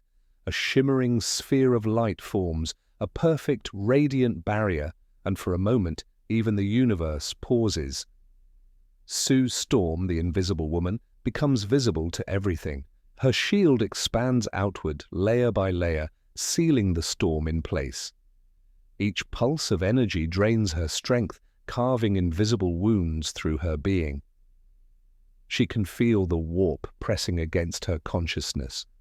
Voices, memories, dreams, trying to seduce her into letting go, but she doesn't. Not now, not ever. Ben's voice booms from below, raw with fear. "Sue, you stop that, you hear me?" She smiles faintly through the blinding light. "You're yelling again, Ben." Reed watches helplessly, tears blurring his vision. "Susan, please, I can fix this another way." "No, Reed," she says, her voice faint but unwavering. "You always fix things. It's what you do. Let me finish what we started." Her field burns gold now, brighter than the sun, brighter than Johnny's last flare. The energy bends to her will, the chaos pulled tight like glass, cooling under pressure. Reed screams her name, but his voice is lost in the roar of creation being rewritten. For one brief, terrible moment, she becomes the shield of the universe itself. Light, pure, endless light. The rift implodes, the storm folds inward, devouring itself until it becomes a single point of brilliance suspended in the air, then vanishes. Silence follows. The wind stops. The stars, once drowned in red, shine clean and cold once more. The warp storm that had devoured entire systems is gone, erased like a nightmare at dawn. The machine collapses in on itself, its metal shell cooling in the quiet. Reed staggers forward through the smoke, his limbs trembling, his voice hoarse. "Sue." He finds her lying at the center of the blast zone, surrounded by faintly glowing dust, the remnants of her own force field. Her body is still, her skin pale, and her heartbeat so faint it could be mistaken for silence. Her suit is burned away in places, fused into her flesh where the energy once flowed. Reed drops to his knees beside her, his voice cracking. "Sue, please, come on, Susan, talk to me."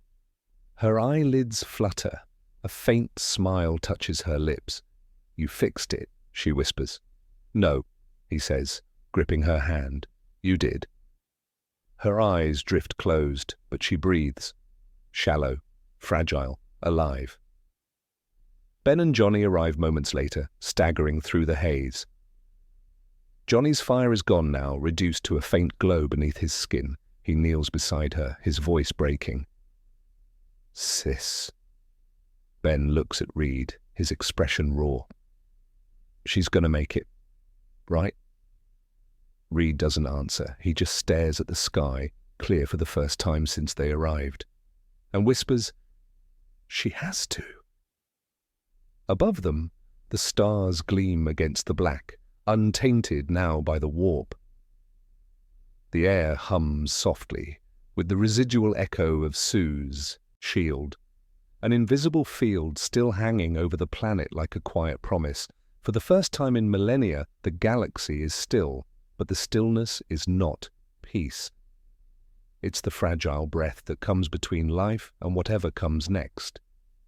And as Reed gathers Sue in his arms, the last words she spoke echo through him, stronger than any machine, sharper than any law of physics. "You always fix the impossible, Reed. Let me protect it." The rift is gone, the storm is sealed, the sky is whole again.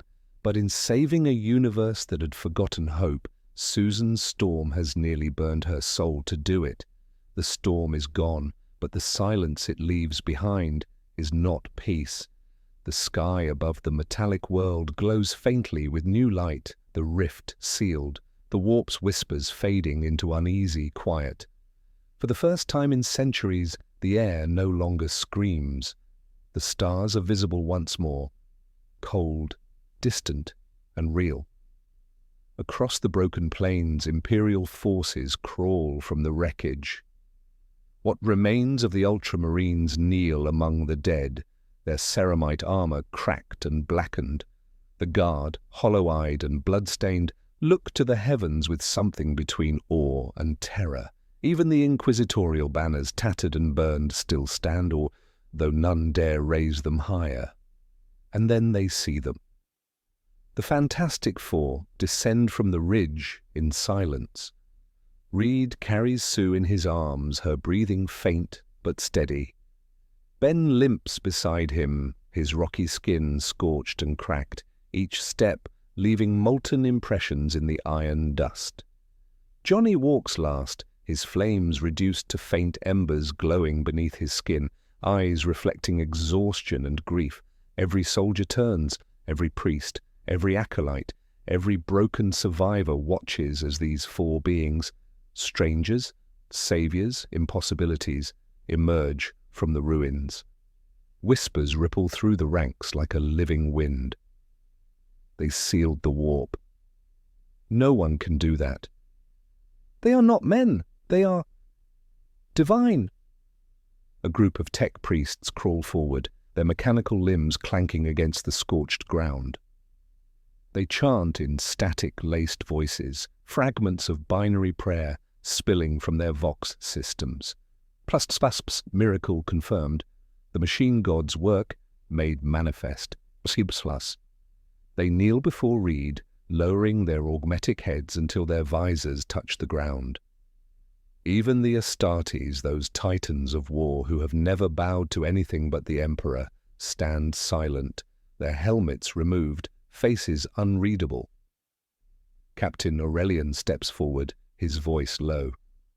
"You wield power beyond the design of man or God. The Emperor himself would deem this a sign." Reed looks up at the man, his eyes hollow with fatigue. "It wasn't divinity," he says quietly. "It was science, compassion, and sacrifice." But his words mean nothing to them. The survivors of the Imperium are a people of faith, not reason, and faith, once broken and rekindled, burns dangerously bright. Within hours, the rumors spread. Across Vox networks and astropathic channels, their story travels faster than light. Strangers came from the void, they closed the warp, they command the stars. By the next day, pilgrims are already on their knees. Soldiers pray to them. Tech priests etch their likenesses into iron. Entire regiments chant their names like new saints of the machine god, but not everyone prays. In the upper ruins of the once inquisitorial bastion, a figure watches the chaos unfold. Her armor is black as night, her symbol, the seal of the Inquisition, still intact despite the ruin. Her face is unreadable as she dictates her report into a Vox recorder. "This world has witnessed a miracle that defies all imperial doctrine." The breach is sealed, yes, but by alien means. The laws of physics were violated. The fabric of the warp was manipulated. She pauses, looking down at the camp where priests are kneeling before Reed Richards. Faith has already begun to fracture. Some call them angels, others call them heretics, but one truth is certain. Her voice hardens like steel. They must not stay? She turns off the recorder, her eyes like ice. The Emperor tolerates no rivals. Below, Reed feels it too, the shift in the air, the way gratitude is already turning to fear. He sees the reverence in the eyes of the soldiers, and behind it, the question they're too afraid to ask. What are you? Ben senses it as well. He glances at the surrounding troops and mutters, "They're looking at us like we're either gods or monsters." Reed doesn't respond. He just stares at the horizon, where distant banners of the Inquisition rise again, black against the pale sky. He knows what comes next. In the Imperium of Man, there is no room for miracles that don't wear the Emperor's face. Sue stirs weakly in his arms, whispering his name. He looks down at her, his voice soft and trembling. "Rest, Susan, you've done enough."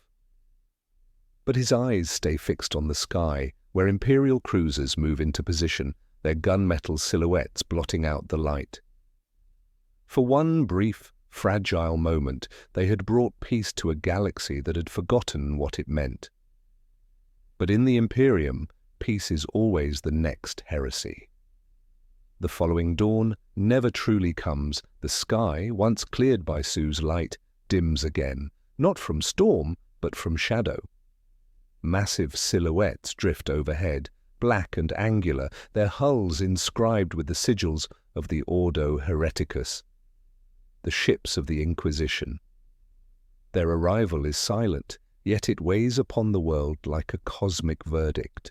Below, the survivors kneel in the iron dust, their prayers turning to whispers of dread. They have seen miracles, yes, but the Imperium does not honor miracles that come from beyond its dogma. It fears them. It burns them. A thunderous crack splits the sky as dropships descend in fire. Lines of black-armored warriors, the Sisters of Battle, march forth, their eyes cold behind their visors. Each bears the mark of the ecclesiarchy and the flame of purity on her pauldrons.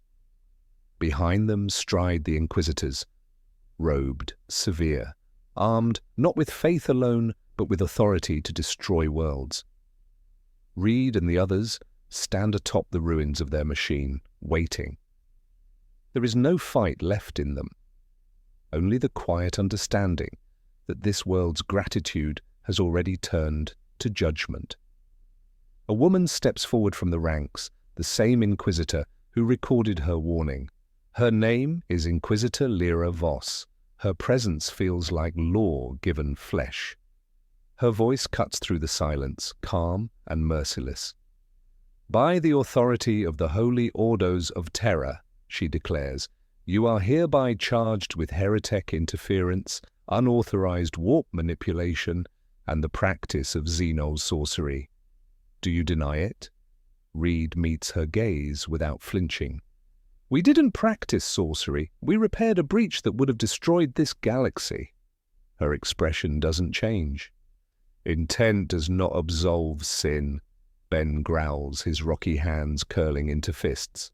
"You're welcome for saving your universe, by the way." One of the sisters raises her bolter. Voss gestures for her to lower it. "You misunderstand," she says coldly. "You may have saved this galaxy, but you've proven you can change it." Reed's jaw tightens. Maybe that's what it needs. That earns him a rare flicker of emotion. Not anger, but something like pity. You speak like a child standing before a god, thinking you can teach it to be kind. Johnny steps forward, exhaustion evident in his trembling body. "Lady, your god's been asleep for a long time. Maybe it's time someone woke him up." Voss studies him for a long moment, then shakes her head. You don't understand what you've done. Faith in the Imperium is not a choice. It is the only thing holding humanity together. And you, outsiders, anomalies, you're a crack in that foundation." She turned slightly, her eyes on the soldiers behind her.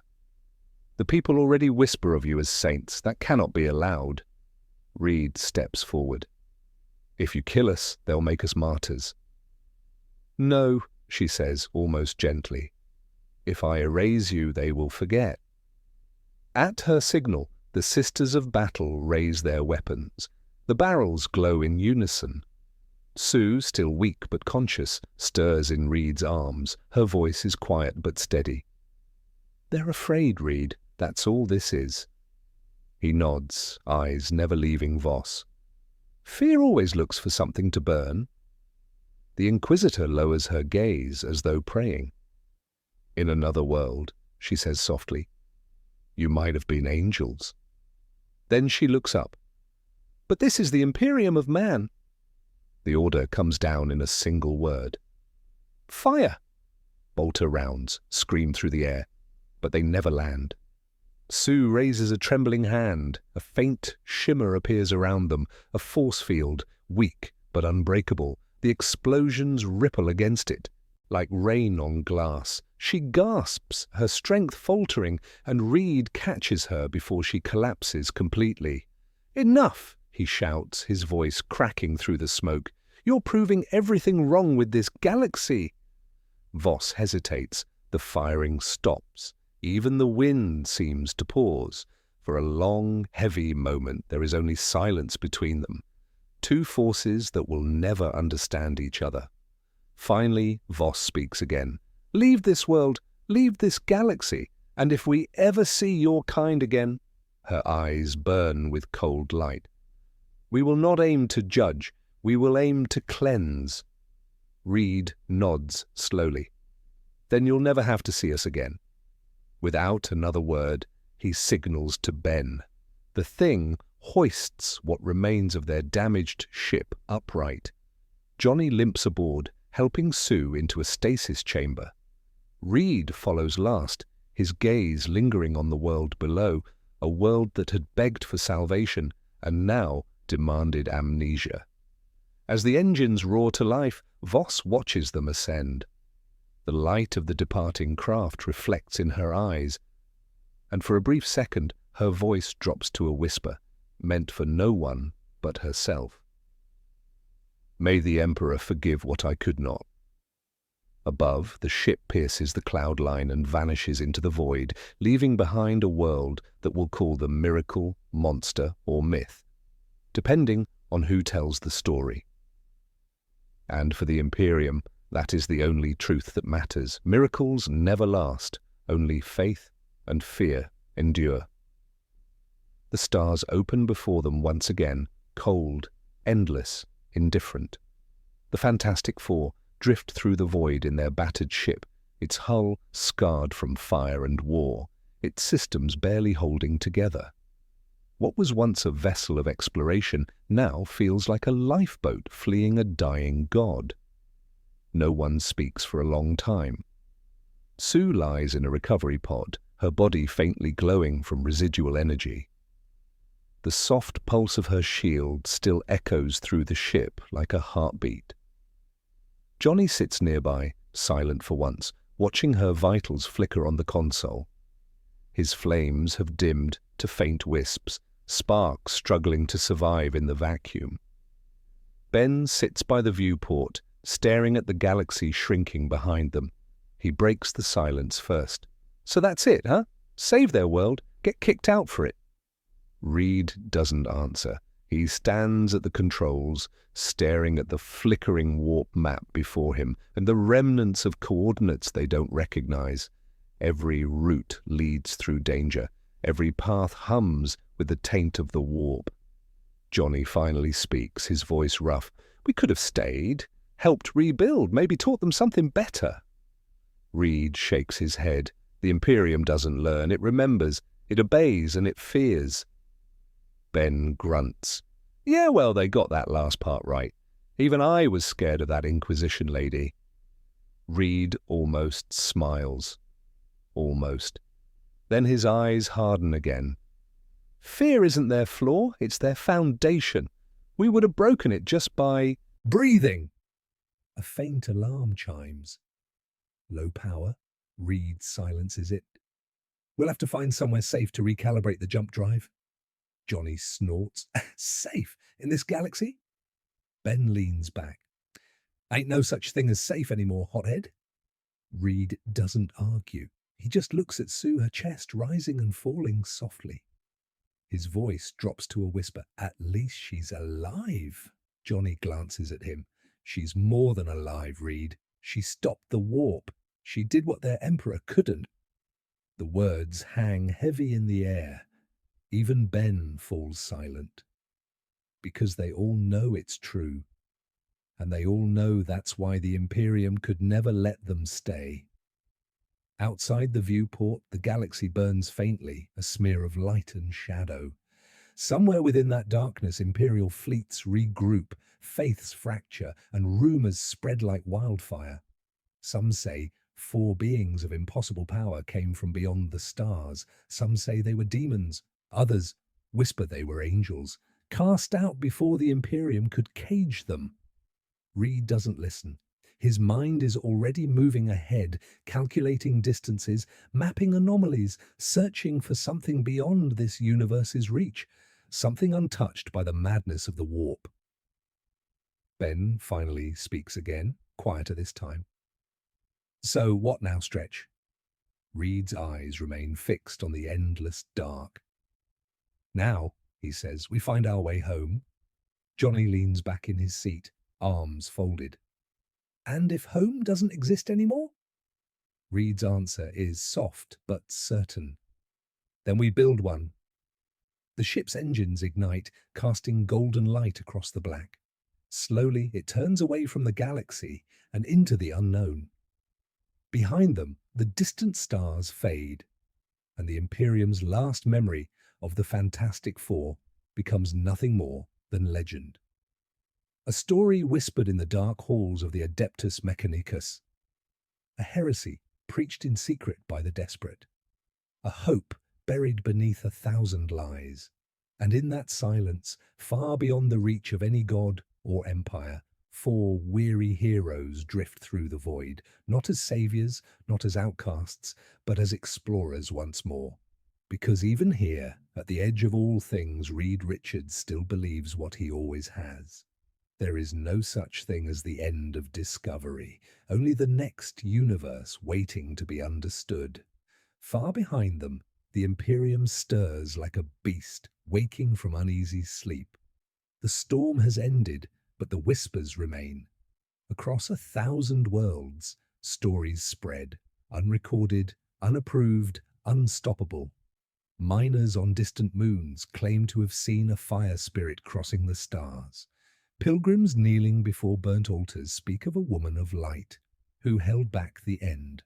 Soldiers whisper that a creature of stone fought beside the Emperor's angels, breaking demons with his bare hands. And in the hidden vaults of Mars, tech priests recite forbidden schematics, the patterns of a machine that once sealed the warp. The Inquisition burns these words wherever they find them. Scrolls turn to ash. Witnesses vanish, records are erased from the Mechanicus archives, but ideas cannot be killed so easily.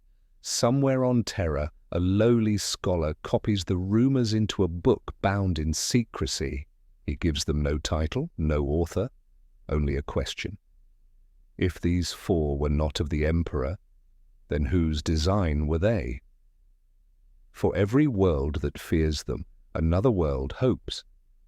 A world where people wonder if the warp can be sealed, if the darkness can bleed. Then maybe salvation isn't just a prayer, maybe it's science, maybe it's courage, maybe it's change, and so the myth of the Fantastic Four becomes more than heresy, it becomes possibility. Out in the void, their ship glides through the remnants of the warp storm, trails of light fading behind it like dying embers. Reed sits at the helm, eyes fixed on the data screen. Each equation brings him closer to understanding what happened, but not why it happened. The rift wasn't random, it called to them. Something wanted them here. Sue wakes slowly, her voice soft but steady. "Reed, are we safe?" He looks at her, at the faint glow still flickering beneath her skin, energy that no human should contain. "For now," he says, but he doesn't believe it. Ben stands beside the viewport, watching the swirl of galaxies like distant campfires. "Never thought I'd miss rush hour in New York," he mutters. Johnny grins weakly. "Yeah, but at least out here the parking's great."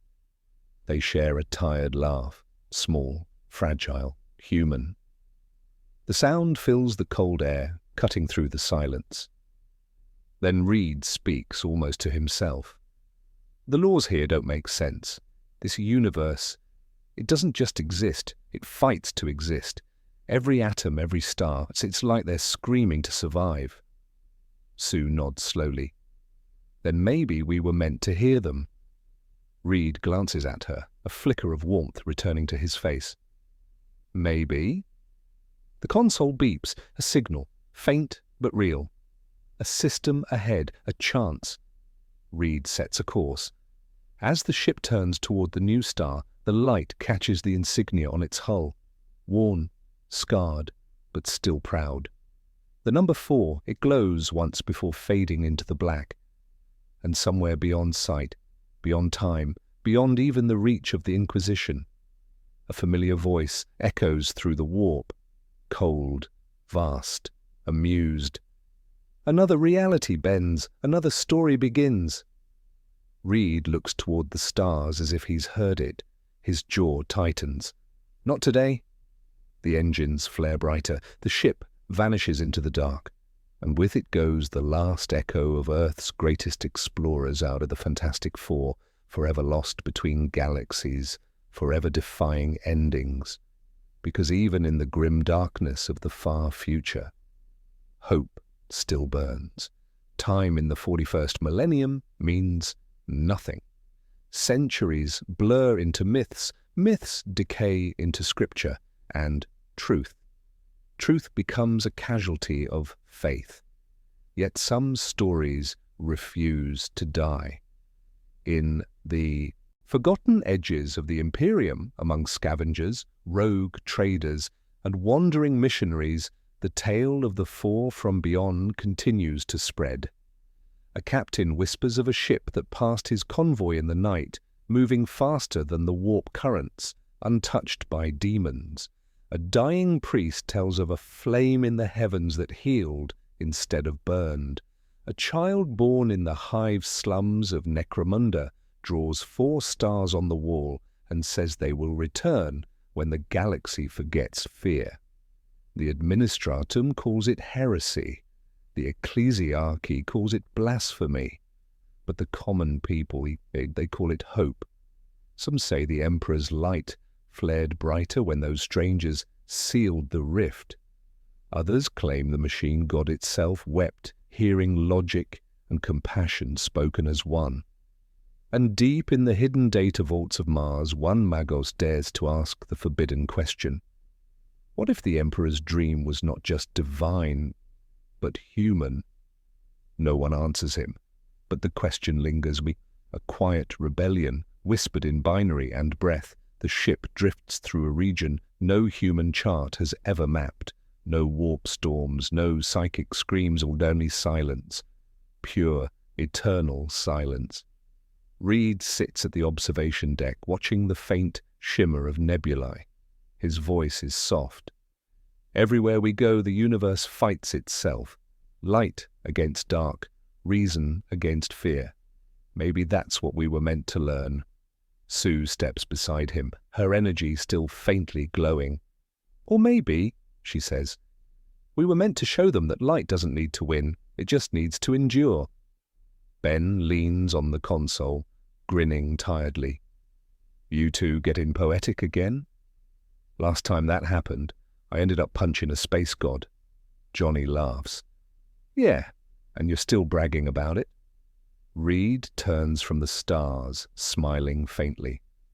We may never find our Earth again, but maybe we've found something better, a universe that still needs us. The ship hums softly as the engines power up. The nebula ahead opens like a doorway, radiant, endless. Johnny flares to life once more, flames golden instead of red, brighter and calmer than ever before.